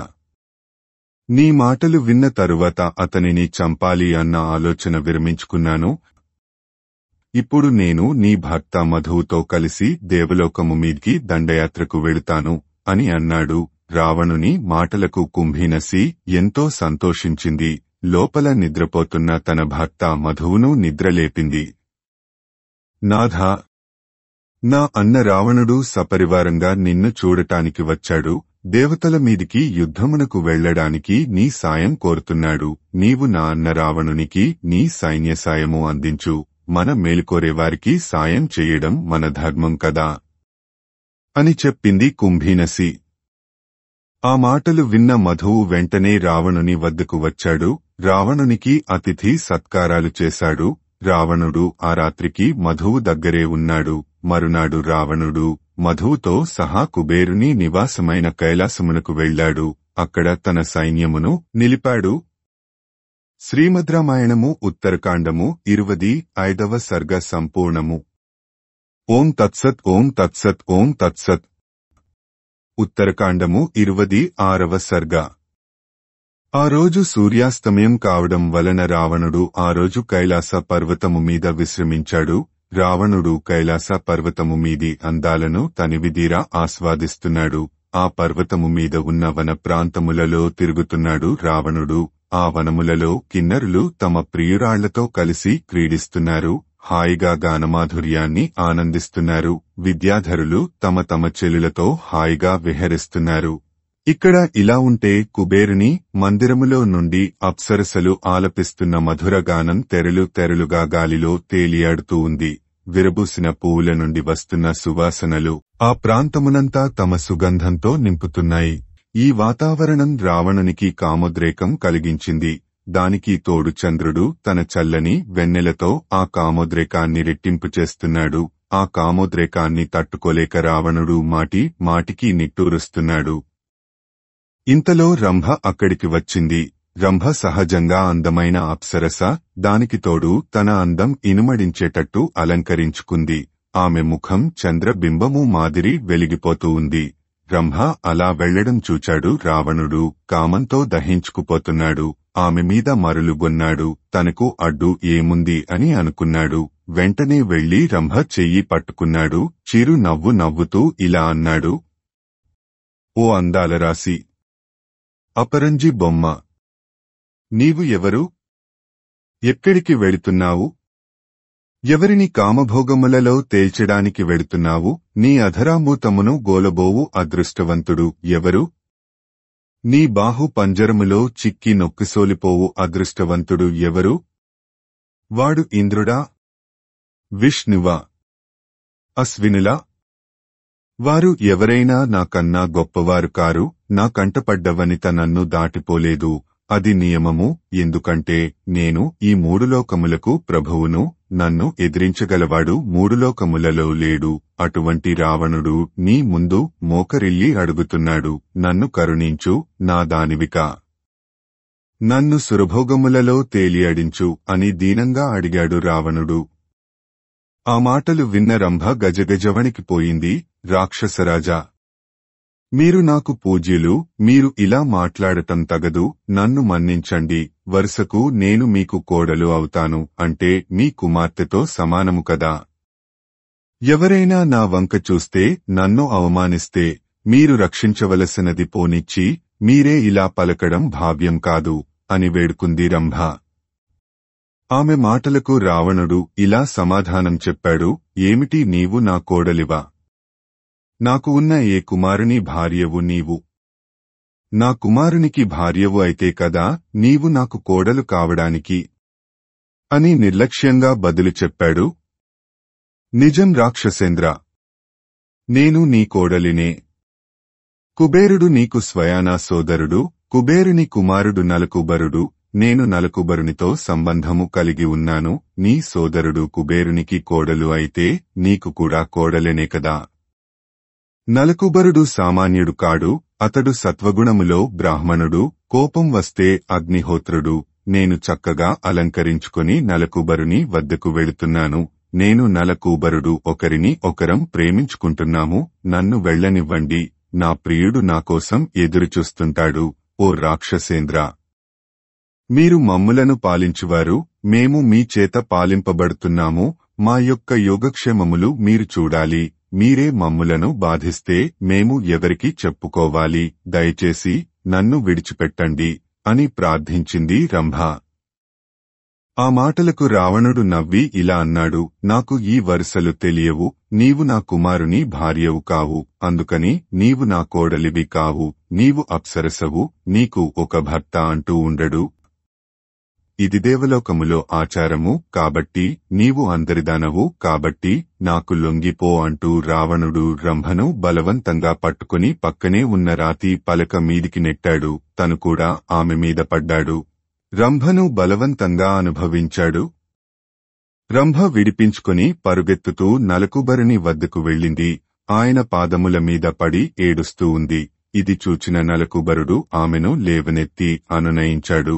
రంభా, ఏమైంది? ఎందుకు ఏడుస్తున్నావు? కారణమేమి? అని అడిగాడు. రంభ నలకుబరునితో తనకు రావణునికి మధ్య జరిగిన విషయం అంతా సవిస్తరంగా చెప్పింది. దేవా, తమకు రావణుడు తెలుసు కదా. ఆయన దేవలోకము వెళుతూ తన సేనలతో ఈ రాత్రికి ఇక్కడ విడిది చేశాడు. నేను తమ వద్దకు రావడం రావణుడు చూచాడు. నన్ను అడ్డగించాడు. నేను తమరి కోడలిని అని చెప్పినా వినలేదు. నన్ను బలాత్కరించాడు. రావణుని బలము ముందు నేను అశక్తురాలను అయ్యాను. రావణునికి లొంగిపోయాను. ఎలాగో తప్పించుకొని తమరి వద్దకు వచ్చాను అని చెప్పింది రంభ. నలకుబరుడు రంభ చెప్పినది అంతా శాంతంగా విన్నాడు. కొంచెం సేపు ధ్యానముద్రలో ఉన్నాడు. చేతిలోకి నీళ్లు తీసుకున్నాడు. రావణునికి భయంకరమైన శాపం ఇచ్చాడు. రంభ, రావణుడు నిన్ను బలాత్కరించాడు, అవమానించాడు. ఈ రోజు నుండి రావణుడు తనను ఇష్టపడని ఏ స్త్రీని పొందలేడు. తను అంటే ఇష్టపడని స్త్రీని రావణుడు బలాత్కరిస్తే అతని తల 7 ముక్కలు అవుతుంది. ఇదే నా శాపము అని శాపజలమును వదిలిపెట్టాడు. ఈ వార్త విన్న దేవతలు, బ్రహ్మదేవుడు ఎంతో సంతోషించారు. లోకంలో ఉన్న స్త్రీలందరూ రావణుని బారి నుండి రక్షింపబడ్డారు అని ఆనందంతో పొంగిపోయారు. ఈ శాపం విషయం రావణునికి తెలిసింది. అప్పటి నుండి రావణుడు తను అంటే ఇష్టం లేని స్త్రీని తాకడం లేదు. తన ధనము భోగభాగ్యములు ఎరగా చూపించి వారిని లొంగదీసుకుని తనంటే ఇష్టం కలుగచేసుకుని తరువాత అనుభవించసాగాడు. రావణుడు అపహరించి తెచ్చిన స్త్రీలందరూ ఈ శాపము విషయం తెలిసి చాలా ఆనందించారు. తమకు రక్షణ లభించింది అని నిర్భయంగా ఉన్నారు. శ్రీమద్ రామాయణము ఉత్తరకాండము 26వ సర్గ సంపూర్ణము. ఓం తత్సత్ ఓం తత్సత్ ఓం తత్సత్. ఉత్తరకాండము 27వ సర్గ. ఒకరోజు కైలాసంలో విడిది చేసిన దానికి ఫలితం అనుభవించాడు రావణుడు. మరునాడు తన సైన్యములతో ఇంద్రలోకము వెళ్లాడు. నలుపక్కల నుండి దేవలోకమును ముట్టడించాడు. రావణుడు ఇంద్రలోకమును ముట్టడించిన సంగతి తెలుసుకున్నాడు ఇంద్రుడు. వెంటనే దేవతలను, ఆదిత్యులను, వసువులను, రుద్రులను, సాధ్యులను, మరుత్తులను సమావేశపరిచాడు. రావణుడు దేవలోకము మీద యుద్ధం ప్రకటించాడు. మీరంతా రావణునితో యుద్ధానికి సిద్ధం కండి అని ఆదేశించాడు. దేవతాగణములన్నీ రావణునితో యుద్ధానికి సిద్ధం అయ్యారు. రావణునితో యుద్ధం అంటేనే ఇంద్రుడికి భయం, వణుకు పుట్టింది. వెంటనే విష్ణువు దగ్గరకు వెళ్లాడు. ఓ విష్ణు! రాక్షసరాజు రావణుడు దేవలోకము మీదికి యుద్ధానికి వచ్చాడు. ఇప్పుడు ఏమి చెయ్యమంటారు?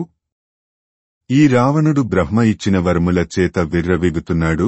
రావణుని చంపితే బ్రహ్మవరం వృధా అవుతుంది. చంపకపోతే మమ్ములను చంపుతున్నాడు. ఇప్పుడు ఏమి చెయ్యాలి? కాబట్టి మీరు మాకు సాయం చెయ్యాలి అని ప్రార్థించాడు ఇంద్రుడు. అప్పుడు విష్ణువు ఇంద్రునితో ఇలా అన్నాడు. ఇంద్ర, భయపడకు, నేను చెప్పినట్టు చెయ్యి. నీవు చెప్పినట్టు ఇతడు వరబలముతో విర్రవీగుతున్నాడు. ఇతనిని జయించడం కష్టం. సురలు, అసురులు ఎవరూ ఇతనిని చంపలేరు. ఇప్పుడు నేను రావణునితో యుద్ధం చేస్తే అతనిని చంపక తప్పదు. అప్పుడు బ్రహ్మవరం వృధా అవుతుంది. అందుకని ఇప్పుడు నేను రావణునితో యుద్ధం చేయను, రావణుని చంపను. నేను రావణుని చంపుతాను కాని ఇప్పుడు కాదు. తగిన సమయం చూచి రావణుని చంపుతాను. ఇది సత్యము. నీవు నిశ్చింతగా ఉండు. ప్రస్తుతము నీవు దేవసేనలతో రావణుని ఎదుర్కొని యుద్ధం చెయ్యి అని ఆదేశించాడు విష్ణువు. విష్ణువు ఆదేశము మేరకు ఇంద్రుడు, మరుత్తులు, దేవతలు, అశ్వినులు తమ తమ సేనలతో రావణునితో యుద్ధానికి సన్నద్ధం అయ్యారు. రావణుడు తన రాక్షస సేనలతో దేవలోకమును చుట్టుముట్టాడు. దేవతలకు, రాక్షసులకు ఘోరయుద్ధము జరిగింది. రావణుని పక్షాన మారీచుడు, ప్రహస్తుడు, మహాపార్శ్వుడు, మహోదరుడు, అకంపనుడు, నికుంభుడు, సుకుడు, సారణుడు, సంహ్లాదుడు, ధూమకేతువు, మహాదంష్ట్రుడు, ఘటోదరుడు, జంబుమాలి, మహాప్రోదుడు, విరూపాక్షుడు, సుప్తగ్నుడు, యజ్ఞకోపుడు, దుర్ముఖుడు, దూషణుడు, ఖరుడు, త్రిశిరస్సు, కరవీరుడు, సూర్యశత్రు, మహాకాయుడు, అతికాయుడు, దేవాంతకుడు, నరాంతకుడు మొదలగు రాక్షస వీరులు రావణుని పక్షాన దేవతలతో యుద్ధం చేస్తున్నారు. రాక్షస వీరులందరికీ సుమాలి నాయకత్వం వహించాడు. రాక్షస సేనలు దేవసేనలను చెదరగొడుతున్నాయి. రాక్షసుల ధాటికి తాళలేక దేవసేనలు పారిపోతున్నాయి. ఇది చూచిన అష్టమ వసువు అయిన సావిత్రుడు యుద్ధభూమిలో ప్రవేశించాడు. సావిత్రునికి సాయంగా పూషుడు, త్వష్ట అనే ఆదిత్యులు కూడా రణభూమిలో ప్రవేశించారు. దేవతా గణములకు, రాక్షస సేనలకు పోరుఘోరంగా సాగుతూ ఉంది. రాక్షసులు తమ వద్ద ఉన్న ఆయుధములను వర్షం కురిసినట్టు దేవతల మీద కురిపించసాగారు. దేవతలు కూడా రాక్షసుల ఆయుధములను తిప్పికొట్టి రాక్షసులను తమ ఆయుధములతో సంహరించసాగారు. ఇది చూచిన సుమాలి దేవతా సైన్యముల మీద విరుచుకుపడ్డాడు. దేవతా సైన్యమును ఊచకోతకొస్తున్నాడు. సుమాలికి ఎదురు పడే ధైర్యం ఎవరికీ లేకపోయింది. దేవతా సేనలు పారిపోవడం చూచాడు అష్టమ వసువు సావిత్రుడు. వెంటనే తన సేనలతో పోయి సుమాలిని ఎదుర్కొన్నాడు. సావిత్రుడు సుమాలి మధ్య ఘోరమైన యుద్ధం జరిగింది. అష్టమ వసువు సావిత్రుడు సుమాలి ఎక్కిన రథమును విరిచాడు. సుమాలి మీదికి విసరడానికి ఒక గదను తీసుకున్నాడు సావిత్రుడు. యమదండముతో సమానమైన ఆ గదతో సుమాలి తలమీద మోదాడు. ఆ దెబ్బకు సుమాలి నుగ్గు నుగ్గు అయ్యాడు. ఆ గదాఘాతానికి సుమాలి తల గాని, ఎముకలు గాని, మాంసము గాని మచ్చుకన్నా కనపడలేదు. బూడిద మాత్రం మిగిలింది. సుమాలి మరణించడం చూచి రాక్షసులు తలకదిక్కు పారిపోయారు. శ్రీమద్ రామాయణము ఉత్తరకాండము 27వ సర్గ సంపూర్ణము. ఓం తత్సత్ ఓం తత్సత్ ఓం తత్సత్. ఉత్తరకాండము 28వ సర్గ. సుమాలి చావడం, రాక్షస సేనలు పారిపోవడం చూచిన రావణకుమారుడు మేఘనాథుడు కోపంతో రగిలిపోయాడు. రాక్షస సేనలను వెనక్కు రప్పించాడు. తన రథాన్ని ఎక్కాడు. దేవతా సైన్యముల వంకకు వెళ్లాడు. మేఘనాథుని చూచి దేవతా సేనలు పారిపోయాయి. మేఘనాథునితో యుద్ధం చేయడానికి ఎవ్వరూ లేరు. అప్పుడు దేవేంద్రుడు దేవతా సేనలను చూచి ఇలా అన్నాడు, దేవతలారా, భయపడకండి. నా కుమారుడు జయంతుడు మేఘనాథుని ఎదుర్కోడానికి యుద్ధరంగానికి వస్తున్నాడు. యుద్ధరంగానికి తిరిగిరండి అని దేవేంద్రుడు దేవసేనలను వెనక్కు రప్పించడానికి ప్రయత్నిస్తున్నాడు. ఇంతలో ఇంద్రుని కుమారుడు జయంతుడు రణరంగానికి ఒక దివ్యమైన రథం మీద వచ్చాడు. జయంతుని చూడగానే దేవసేనలలో ఉత్సాహం రెట్టింపు అయింది. అందరూ రణభూమికి తిరిగి వచ్చారు. రాక్షస సేనల మీద విరుచుకుపడ్డారు. తమ వద్ద ఉన్న ఆయుధములను మేఘనాథుని మీద, రాక్షస వీరుల మీద ఎడతెరిపి లేకుండా ప్రయోగించారు. దేవతలకు రాక్షసులకు జయంతుడు మేఘనాథుని నాయకత్వంలో ఘోరయుద్ధం జరిగింది. జయంతునికి సారథి ఇంద్రుని సారథి అయిన మాతలి కుమారుడు గోముఖుడు. మేఘనాథుడు గోముఖుని మీద వాడి అయిన బాణములను ప్రయోగించాడు. ఇంతలో జయంతుడు మేఘనాథుని సారథిని తన బాణములతో కొట్టాడు. మేఘనాథుడు జయంతుని తన బాణములతో కొట్టాడు. జయంతుని మీద శరములు వర్షంలా కురిపించాడు. అంతేకాదు వేలకొలది వాడి అయిన బాణములను దేవసేనల మీద ప్రయోగించాడు మేఘనాథుడు. ఆ ప్రకారంగా మేఘనాథుడు దేవసేనలను చంపుతుంటే లోకములు అట్టుడికిపోయాయి. మేఘనాథుని పరాక్రమానికి దేవతా సైన్యము చెల్లాచెదరు అయిపోయింది. దేవలోకం అంతా చీకట్లు ఆవరించాయి. ఎవరో తెలియడం లేదు. దేవతలు, రాక్షసులు తమను తామే కొట్టుకుంటూ చంపుకుంటున్నారు. మరికొందరు ఆ గందరగోళం తట్టుకోలేక పారిపోయారు. జయంతునికి ఏమన్నా అపకారం జరుగుతుందేమో అని పులోమ అనే దైత్యుడు జయంతుని దూరంగా తీసుకుని పోయాడు. ఆ పులోముడు జయంతుని తల్లి శచీదేవికి తండ్రి. అందుకని పులోముడు మనుమడిని యుద్ధభూమి నుండి దూరంగా తీసుకుని వెళ్లాడు. అక్కడి నుండి సముద్రములో ప్రవేశించాడు. తమ నాయకుడు జయంతుడు కనపడకపోయేసరికి దేవతా సేనలు జయంతునికి ఏమన్నా కీడు జరిగిందేమో అని భయపడ్డారు. ఇంకా తమకు దిక్కులేదని తలొక్క దిక్కుకు పారిపోయారు. మేఘనాథుని సంతోషానికి అంతులేదు. తన రాక్షస సేనలతో దేవతా సేనలను తరిమి కొడుతున్నాడు. తన కుమారుడు యుద్ధభూమి నుండి పారిపోవడం, రాక్షస సేనలు దేవతా సేనలను తరమడం గురించి ఇంద్రుడికి తెలిసింది. ఇంద్రుడు మాతలిని పిలిచి తన రథం సిద్ధం చేయమన్నాడు. వెంటనే మాతలి ఇంద్రుడి రథాన్ని తీసుకొచ్చాడు. ఇంద్రుడి రథం అంటే సామాన్యము కాదు. అది మెరుపులు మెరుస్తూ, ఉరుములతో గర్జిస్తూ భయంకరంగా ఉంది. ఇంద్రుడు మేఘములకు అధిపతి. అందుకని ఇంద్రుని రథము ఉరుములు మెరుపులతో నిండి ఉంటుంది అని అర్థము. దేవతా స్త్రీలు, అప్సరసలు ఇంద్రుని యుద్ధానికి సాగనంపారు. రుద్రులు, వసువులు, ఆదిత్యులు, అశ్వినులు, మరుత్తులు ముందు నడవగా ఇంద్రుడు రావణుని మీదికి యుద్ధానికి బయలుదేరాడు. రావణుడు కూడా విశ్వకర్మ తనకు నిర్మించి ఇచ్చిన రథం ఎక్కాడు. ఆ రథం చుట్టూ భయంకరమైన సర్పములు చుట్టుకొని విషజ్వాలలను విరజిమ్ముతున్నాయి. రావణుని చుట్టూ రాక్షసులు, దైత్యులు చేరారు. అందరూ దేవతల మీదికి యుద్ధానికి బయలుదేరారు. రావణుడు తన కుమారుడైన మేఘనాథుని పక్కన ఉండమని తానే స్వయంగా ఇంద్రునితో యుద్ధానికి దిగాడు. దేవతలకు రాక్షసులకు యుద్ధం మొదలయింది. కుంభకర్ణుడు కూడా ఈ యుద్ధములో పాల్గొన్నాడు. వాడికి ఎవరో తెలియడం లేదు.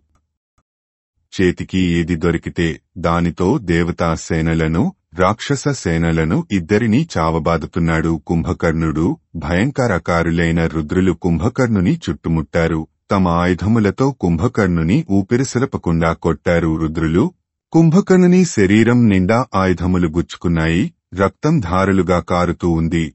రుద్రులకు మరుత్తులు తోడయ్యారు. రుద్రులు, మరుత్తులు కలిసి రాక్షస సేనలను తరిమి కొట్టారు. రాక్షసులకు చేతులు, కాళ్లు, తలలు తెగిపోగా నేలమీద పడి గిలా కొట్టుకుంటున్నారు. కొంతమంది రాక్షసులు పారిపోయారు. మరికొంతమంది ప్రాణాలకు తెగించి యుద్ధం చేస్తూ రుద్రుల చేతిలో ప్రాణాలు పోగొట్టుకుంటున్నారు. యుద్ధభూమి అంతా రాక్షసుల శవాలతో, వారి శరీరముల నుండి కారుతున్న రక్తంతో నిండిపోయింది. ఇది చూచిన రావణుడు కోపంతో మండిపడ్డాడు. దేవతా సైన్యములో ప్రవేశించి వారిని చిన్నాభిన్నం చేశాడు.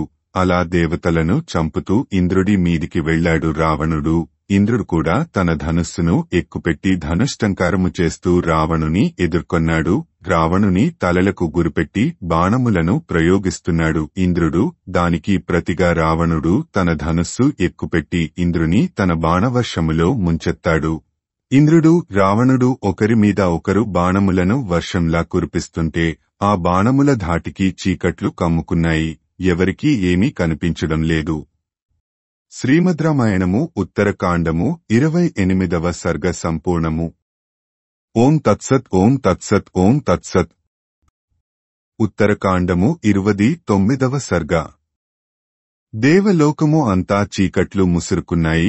ఎవరికి ఎవరూ కనపడటం లేదు.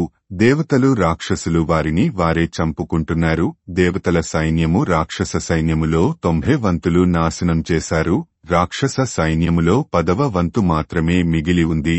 మూర్ఖులైన రాక్షసులు తమను తామే చంపుకోవడం వల్ల వారికి బాగా నష్టం కలిగింది. ఆ చీకట్లు ఇంద్రుని, మేఘనాథుని, రావణుని ఏమీ చేయలేకపోయాయి. తన సైన్యము అంతా నాశనం కావడం చూచాడు రావణుడు. కోపోద్రేకంతో సింహనాదం చేశాడు. తన సారథిని చూచి, ఈరోజు దేవతా సైన్యమును నాశనం చేసి కాని నేను వదలను. ఈరోజు నా చేతిలో ఇంద్రుడు, కుబేరుడు, వరుణుడు, యముడు చావడం తథ్యం. దేవతలను సర్వనాశనం చేస్తాను. నన్ను ఆ దేవతా సైన్యము మధ్యకు తీసుకుని వెళ్ళు. ఆ దేవతా సైన్యమును చూచి నీవు ఏమాత్రం భయపడవద్దు. మన రథము ఎల్లప్పుడూ దేవతా సైనికుల మధ్యనే ఉండాలి అని ఆజ్ఞాపించాడు. రావణుని మేరకు సారథి రావణుని రథమును దేవసేనల మధ్యకు వాయు వేగంతో తీసుకుని వెళ్లాడు. రావణుడు కోపంతో తమ మీదికి వస్తున్నాడని గ్రహించిన ఇంద్రుడు దేవతలతో ఇలా అన్నాడు. రావణుడు ఇటే వస్తున్నాడు. మనము రావణుని బతికి ఉండగానే పట్టుకుని బంధించాలి. కాని రావణుడు మహాబలవంతుడు, ఓ పట్టాన చిక్కడు. మనం చాలా జాగ్రత్తగా బంధించాలి. ఎందుకంటే రావణునికి బ్రహ్మ ఇచ్చిన వరాల కారణంగా రావణుని మనం ఎటూ చంపలేము. కనీసం ప్రాణాలతో బంధిస్తాము. మీరందరూ సిద్ధంగా ఉండండి. ఈరోజు మనము ఎలాగైనా రావణుని బంధించాలి అని పలికాడు. దేవేంద్రుడు మాత్రం రావణునితో యుద్ధం చేయలేదు. మరొక పక్కకు పోయి ఇతర రాక్షస వీరులతో యుద్ధం చేస్తున్నాడు. రావణుడు ఉత్తర దిక్కున యుద్ధం చేస్తుంటే ఇంద్రుడు దక్షిణ దిక్కున ఉండి యుద్ధం చేస్తున్నాడు. రావణుడు దేవతా సైన్యములోకి చొచ్చుకుని పోతూ తన బాణములతో దేవతలను హతమారుస్తున్నాడు. తన సేనలు తగ్గిపోవడం గమనించాడు. ఇంద్రుడు వెనుకగా వచ్చి రావణుని పక్కదోవ పట్టించాడు. అదను చూచి రావణుని బంధించాలని పథకం పన్నాడు. రాక్షసులు ఇది పసికట్టి అయ్యో లంకేశ్వరుని బంధిస్తున్నారు అని పెద్దగా అరుస్తున్నారు. ఆ అరుపులు విన్న మేఘనాథుడు రావణుని రక్షణ కొరకు దేవతా సైన్యములో ప్రవేశించాడు. మేఘనాథుడు తనకు శివుని వలన లభించిన మాయా అస్త్రమును ప్రయోగించాడు. ఆ మాయ తెలియని దేవతలు దిక్కుతోచక పారిపోయారు. మేఘనాథుడు ఇంద్రుని మీదికి వెళ్లాడు. మేఘనాథుని మాయవలన మేఘనాథుడు ఇంద్రునికి కనపడటం లేదు. మేఘనాథుడు ఇంద్రుని మీద శరవర్షము కురిపిస్తున్నాడు. శూన్యములో నుండి వచ్చు బాణములను ఇంద్రుడు ఎదుర్కోలేకపోతున్నాడు. ఇంద్రుడు వెంటనే తన రథమును దిగాడు. ఐరావతము అనే ఏనుగును ఎక్కాడు. మేఘనాథుని కొరకు వెతుకుతున్నాడు. కాని ఆకాశములో తిరుగుతున్న మేఘనాథుడు ఇంద్రునికి కనపడలేదు. మేఘనాథుడు ఆకాశము నుండి ఇంద్రుని మీద బాణ వర్షము కురిపిస్తున్నాడు. కనపడని వాడితో యుద్ధం చేయడం ఇంద్రునికి చాలా కష్టంగా ఉంది. తన బాణాలు అన్నీ వృధా అవుతున్నాయి. కాని మేఘనాథుని బాణాలు తనకు సూటిగా తగులుతున్నాయి. వాటిని తప్పుకోవడంలో బాగా అలసిపోయాడు ఇంద్రుడు. ఇంద్రుడు బాగా అలసిపోయాడు అని తెలుసుకున్నాడు. మేఘనాథుడు తన మాయతో ఇంద్రుని బంధించాడు. తన సైన్యము మధ్యకు తీసుకుని వెళ్లాడు. మేఘనాథుడు తమ నాయకుడు ఇంద్రుడిని బంధించాడు అని తెలుసుకున్న దేవతలు దిగాలు పడిపోయారు. ఏమి జరుగుతుందో ఏమో అని వారిలో వారు మాట్లాడుకుంటున్నారు. అసుర మాయలను తిప్పి కొట్టగల దిట్ట ఇంద్రుడు, అటువంటి ఇంద్రుడినే బంధించాడు ఈ మేఘనాథుడు. కాని మేఘనాథుడు మాత్రం కనపడటం లేదు, ఏం చెయ్యాలో తోచడం లేదు అని అనుకుంటున్నారు. ఆదిత్యులు, రుద్రులు, మరుత్తులు, దేవతా గణములు ఒక్కుమ్మడిగా రావణుని మీదికి దూసుకుపోయారు. తమ తమ ఆయుధములతో రావణుని ఎదుర్కొన్నారు. వారి ధాటికి రావణుడు తట్టుకోలేకపోయాడు. రావణుని శరీరం నిండా బాగా దెబ్బలు తగిలాయి. రావణుడు యుద్ధం చేయలేక రథం మీద కూర్చుండిపోయాడు. అది చూచిన మేఘనాథుడు తండ్రి వద్దకు వచ్చాడు. తండ్రి, మీరు ఇంక యుద్ధం చేయనవసరం లేదు. ఇంద్రుడిని నేను బందీగా పట్టుకున్నాను. మనము దేవతల మీద విజయం సాధించాము. మీరు క్షేమంగా ఉండండి. నాకు పరమేశ్వరుడు ప్రసాదించిన మాయాయుద్ధ బలంతో ఇంద్రుడిని బంధించాను. దేవతల దర్పం అణిగిపోయింది. ఇంద్రుడు నీ అధీనంలో ఉన్నాడు. వాడితో నీ ఇష్టం వచ్చినట్టు ప్రవర్తించు. ఇంక యుద్ధం చాలించు అని అన్నాడు. ఇంద్రుని బందీగా పట్టుకున్నాను అని మేఘనాథుడు ప్రకటించగానే యుద్ధం ఆగిపోయింది. దేవసేనలు అన్నీ వెనక్కు మళ్ళాయి. మేఘనాథుని మాటలు విన్న రావణుడు ఆనందంతో పొంగిపోయాడు. మేఘనాథునితో ఇలా అన్నాడు, కుమారా, నీవు ఇంద్రుని బంధించి రాక్షస కుల గౌరవమును, కీర్తి ప్రతిష్టలను ఇనుమడింపచేశావు. ఇంద్రుడిని జయించడం, బంధించడం సామాన్యమైన విషయం కాదు. నీవు ఇంద్రుని నీ రథము మీద ఎక్కించుకొని లంకా నగరానికి తీసుకొని వెళ్ళు. నేను, మన మంత్రులు, సేనాధిపతులు, రాక్షస సైన్యముతో కలిసి నీ వెంటనే లంకా నగరానికి వస్తాము అని అన్నాడు. తండ్రి మాట ప్రకారము మేఘనాథుడు ఇంద్రుడిని తీసుకుని లంకానగరము చేరుకున్నాడు. శ్రీమద్ రామాయణము ఉత్తరకాండము 29వ సర్గ సంపూర్ణము. ఓం తత్సత్. ఓం తత్సత్. ఓం తత్సత్. ఉత్తరకాండము 30వ సర్గ. దేవతా గణములన్నీ పరుగు పరుగున బ్రహ్మదేవుని వద్దకు వెళ్లాయి. దేవతా గణములందరూ జరిగిన సంగతి అంతా బ్రహ్మదేవునికి చెప్పారు. ప్రస్తుతము ఇంద్రుడు రావణుని వద్ద లంకలో బందీగా ఉన్నాడు అని విన్నవించుకున్నారు. దేవతాగణములను వెంటబెట్టుకుని బ్రహ్మదేవుడు లంకానగరానికి వచ్చాడు. తన పుత్రులతోనూ సోదరులతోనూ కూర్చుని ఉన్న రావణుని చూచాడు. రావణునితో ఇలా అన్నాడు, కుమారా, రావణ, దేవతలు రాక్షసుల యుద్ధంలో నీ కుమారుడు మేఘనాథుడు తన అసమాన పరాక్రమాన్ని చూచాడు. నాకు చాలా సంతోషం అయింది. అటువంటి పరాక్రమవంతుడు నీకు కుమారుడిగా జన్మించడంతో నీ జన్మధన్యము అయింది. వీరత్వంలో నీ కుమారుడు నిన్ను మించిపోయాడు. నీవు కూడా సామాన్యుడికి కావు. 3 లోకములను జయించావు. త్రిలోకాధిపత్యము పొందుతాను అన్న నీ ప్రతిజ్ఞను నిలబెట్టుకున్నావు. నాకు చాలా సంతోషంగా ఉంది. ముల్లోకములో కెల్లా అత్యంత బలవంతుడు, వీర్యవంతుడు, ఇంద్రునే జయించి బంధించిన నీ కుమారుడు మేఘనాథుడు ఈ రోజు నుండి ఇంద్రజిత్తు అనే పేరుతో ప్రసిద్ధుడు అవుతాడు. అతని సాయముతోనే కదా నీవు దేవతలను జయించగలిగావు. కాని ఒక్క మాట, ఇంద్రుని బంధించడం ధర్మం కాదు. అతనిని వెంటనే విడిచిపెట్టు. ఇంద్రుని విడిచిపెట్టడానికి దేవతలు నీకు ఏమి ఇవ్వాలో అడుగు అని అన్నాడు బ్రహ్మ. ఇంద్రజిత్తు బ్రహ్మదేవునికి నమస్కరించి, దేవా, నేను ఇంద్రుడిని వదిలిపెట్టాలంటే నాకు చావులేకుండా వరం ప్రసాదించు అని అడిగాడు. దానికి బ్రహ్మదేవుడు ఇలా అన్నాడు, కుమారా, పుట్టినవాడు చావక తప్పదు. ఇది కాలధర్మము. ఏ ప్రాణి కూడా కలకాలము మరణం లేకుండా జీవించలేదు. మీరే కాదు, మానవులకు, జంతువులకు కూడా మరణం లేకుండా జీవించడం దుర్లభం. కాబట్టి నీకు మరణం లేకుండా వరం ప్రసాదించడం కుదరదు అని చెప్పాడు బ్రహ్మ. అప్పుడు మేఘనాథుడు ఇలా అన్నాడు, దేవా, నేను ఇంద్రుడిని విడిచిపెట్టాలంటే నాకు మరొక వరము ప్రసాదించండి. నాకు ఒక దివ్య రథమును ఇవ్వండి. నేను యుద్ధమునకు బయలుదేరే ముందు నాకు విజయము, శత్రువులకు వినాశము కలగడానికి హోమం చేస్తాను. నేను ఆ హోమం పూర్తి చేసి కాని యుద్ధ రంగములో ప్రవేశించను. అప్పుడు ఆ అగ్ని గుండము నుండి ఒక దివ్యమైన రథము నా ముందు ప్రత్యక్షం కావాలి. నేను ఆ రథము ఎక్కి యుద్ధం చేస్తాను. నేను ఆ రథము మీద ఉన్నంతవరకు నాకు మరణం లేకుండా వరం ప్రసాదించండి. ఏ కారణం చేతనైనా నేను హోమం పూర్తి కాకుండా యుద్ధరంగంలో ప్రవేశిస్తే నాకు మరణం రావచ్చు. కనీసం ఈ వరం అన్నా నాకు ఇవ్వండి, లేకపోతే నేను ఇంద్రుడిని విడిచిపెట్టను. ఓ బ్రహ్మదేవా! ఋషులు, మునులు అందరూ తపస్సు చేసి అమరత్వమును కోరుకుంటారు, కాని నేను నా వీరత్వమును చూపి నాకు అమరత్వము సిద్ధింపజేయమని కోరుతున్నాను అని అన్నాడు మేఘనాథుడు. మేఘనాథుడు కోరిన కోరికకు బ్రహ్మదేవుడు ఎలాంటి అభ్యంతరము చెప్పలేదు.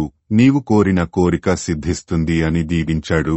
మేఘనాథుడు ఇంద్రుని విడిచిపెట్టాడు. ఇంద్రుని తీసుకుని బ్రహ్మదేవుడు, దేవతాగణములు స్వర్గలోకమునకు వెళ్లిపోయారు. రామ! మేఘనాథునికి ఇంద్రజిత్తు అనే పేరు ఇలా వచ్చింది. అగస్త్యుడు రామునికి మేఘనాథుని గురించి వివరించాడు. అగస్త్యుడు ఇంకా ఇలా చెప్పసాగాడు. రామ! ఇంద్రుడు స్వర్గలోకము వెళ్లిన తరువాత అతని ముఖంలో తేజస్సు అంతా తగ్గిపోయింది. ఇంద్రుడు ఏదో ఆలోచనలో మునిగిపోయాడు. దీర్ఘాలోచనలో మునిగి ఉన్న దేవేంద్రుని చూచి బ్రహ్మదేవుడు ఇలా అన్నాడు. ఇంద్రా! నీవే చేయకూడని పని ఏదో చేశావు. ఎందుకు చేశావు? నేను ఒకే వర్ణము, ఒకే భాష, ఒకే రూపము కల ప్రజలను సృష్టించాను. వారిలో ఎట్టి భేదభావము లేదు. నేను ఆ ప్రజలను గూర్చి ఆలోచిస్తున్నాను. అప్పుడు నేను మానవుని ప్రతి అవయవము నుండి శ్రేష్టమైన భాగమును తీసి వాటితో ఒక స్త్రీని సృష్టి చేశాను. ఆ స్త్రీ పేరు అహల్య. హలము అంటే వికారము అయినది, వికారములు కలది. ఈమె ఎలాంటి వికారములు లేనిది కాబట్టి ఆమె అహల్య అయింది. హలము అంటే నాగలి. అది వికారంగా ఉంటుంది. పైకి ఒక కర్రలేచి ఉంటుంది. దానిని మేడి అంటారు. దానిని పట్టుకుని పొలం దున్నుతాడు రైతు. కిందికి ఒక కర్రులాగా ఉంటుంది. అది భూమిలోకి చొచ్చుకుపోతుంది. ముందుకు ఒక పొడుగాటి కర్ర ఉంటుంది. దాని కొసన కాడి కడతారు. ఆ కాడికి ఎద్దులు కడతారు. దీనిని నాగలి, అరక, హలము అంటారు. ఎలాంటి హల్యము లేనిది కాబట్టి ఆమెకు అహల్య అనే పేరు సార్థకము అయింది. అందుకే ఆమెకు ఆ పేరు పెట్టాను. ఆమెను ఎవరికి ఇచ్చి వివాహము చెయ్యాలా అని ఆలోచించాను. అప్పుడు నేను ఇంద్రుడిని, ఆమెను నాకు ఇచ్చి వివాహం చెయ్యండి అని నీవు నన్ను అడిగావు. కాని అప్పటికే అహల్యను గౌతమునికి పరిచర్యలు చేయడానికి ఆయన వద్ద ఉంచాను. నేను పెట్టిన గడువు తీరిపోగానే గౌతముడు అహల్యను తిరిగి నాకు అప్పగించాడు. గౌతముని నిగ్రహ శక్తిని, అతని మానసిక బలాన్ని పరీక్షించి అహల్యకు అతనే తగిన వరుడని నిర్ణయించాను. అహల్యను గౌతమునికి ఇచ్చి వివాహము చేశాను. అహల్య నీకు దక్కలేదని నీవు నిరుత్సాహపడ్డావు. కాని నీవు అహల్య మీద ఉన్న కోరికను చంపుకోలేకపోయావు. నీవు గౌతముని ఆశ్రమమునకు వెళ్లి ఆమెను ఆకర్షించే ప్రయత్నం చేశావు. కామంతో ఆమెతో రతిక్రీడలు సలిపావు. నువ్వు తన ఆశ్రమంలో ఉండగా గౌతముడు నిన్ను చూచాడు. నీవు చేసిన అకృత్యానికి గౌతముడు నిన్ను శపించాడు. ఓ ఇంద్రా! నేను ఇంటలేని సమయంలో నీవు నా భార్యను అనుభవించావు. ఆ పాపానికి ప్రతిఫలంగా నీవు నీ శత్రువుల చేత బంధింపబడతావు. ఓ ఇంద్రా! ముల్లోకములను పాలిస్తున్నావు. నిన్ను చూచి లోకములలో ప్రజలు కూడా నీ పాపపు పనులను అనుసరిస్తారు. అందుకని నీ పాలనలో ఉన్న ప్రజలు ఏ పాపం చేసినా అందులో సగభాగం నీకు సంక్రమిస్తుంది. నీకు ఈ ఇంద్రపదవి స్థిరంగా ఉండదు. నీవు రాక్షసులు, దైత్యులు, అసురుల భయంతో అనుక్షణం భయంగా బతుకుతావు. నీవే కాదు, నీ తరువాత ఇంద్రపదవిని ఎవరు అధిష్ఠించినా ఎవరూ ఆ పదవిలో స్థిరంగా ఉండరు. ఇది నా శాపము అని శపించాడు. తరువాత గౌతముడు అహల్యను చూచి ఇలా అన్నాడు. ఓసి దుర్మార్గురాలా! నీవు తక్షణమే నా ఆశ్రమము నుండి వెళ్ళిపో.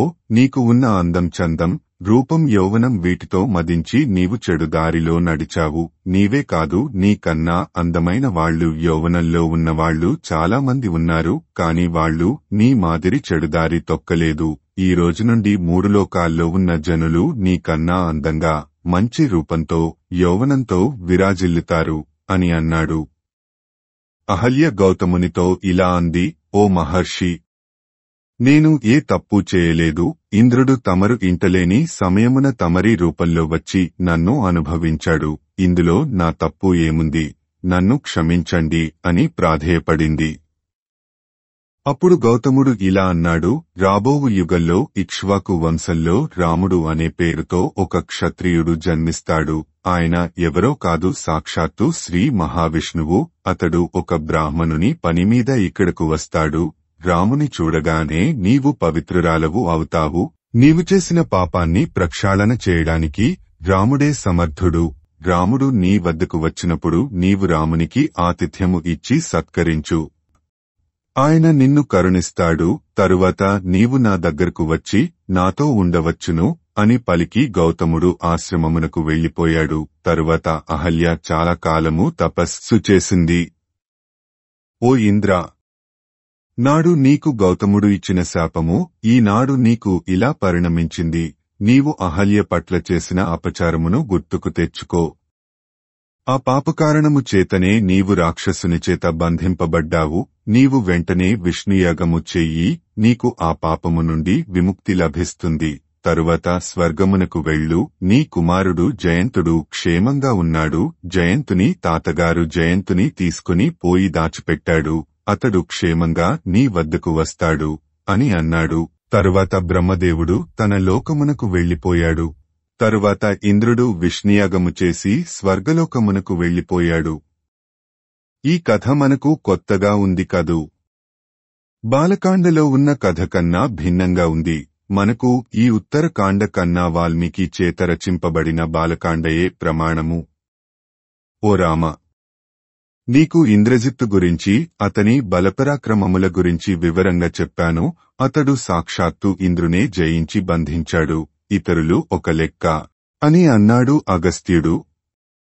అగస్త్యుడు చెప్పిన మాటలు విన్న రాముడు, అతని తమ్ములు, వానర ప్రముఖులు ఎంతో ఆశ్చర్యపోయారు. విభీషణుడు కలుగచేసుకుని, మునీంద్ర, మీరు చెబుతుంటే నా చిన్ననాటి స్మృతులు గుర్తుకు వస్తున్నాయి అని అన్నాడు. రామ, రావణుని జన్మ వృత్తాంతము, అతని కుమారుడు మేఘనాథుని జన్మ వృత్తాంతము, అతని బలపరాక్రముల గురించి వివరంగా చెప్పాను అని అన్నాడు అగస్త్యుడు. శ్రీమద్ రామాయణము ఉత్తరకాండము 30వ సర్గ సంపూర్ణము. ఓం తత్సత్ ఓం తత్సత్ ఓం తత్సత్. సంపూర్ణ రామాయణం ఉత్తరకాండము. సంస్కృత మూలము భగవాన్ వాల్మీకి మహర్షి. దాదాపు 5000 ఏళ్ల క్రిందట. సంపూర్ణ రామాయణం తేట తెలుగులో Shri Modali Venkata Subrahmanyam. September 10, 1935, August 15, 2006. Video చేసినవారు కంచి త్యాగరాజులు. 2025వ సంవత్సరము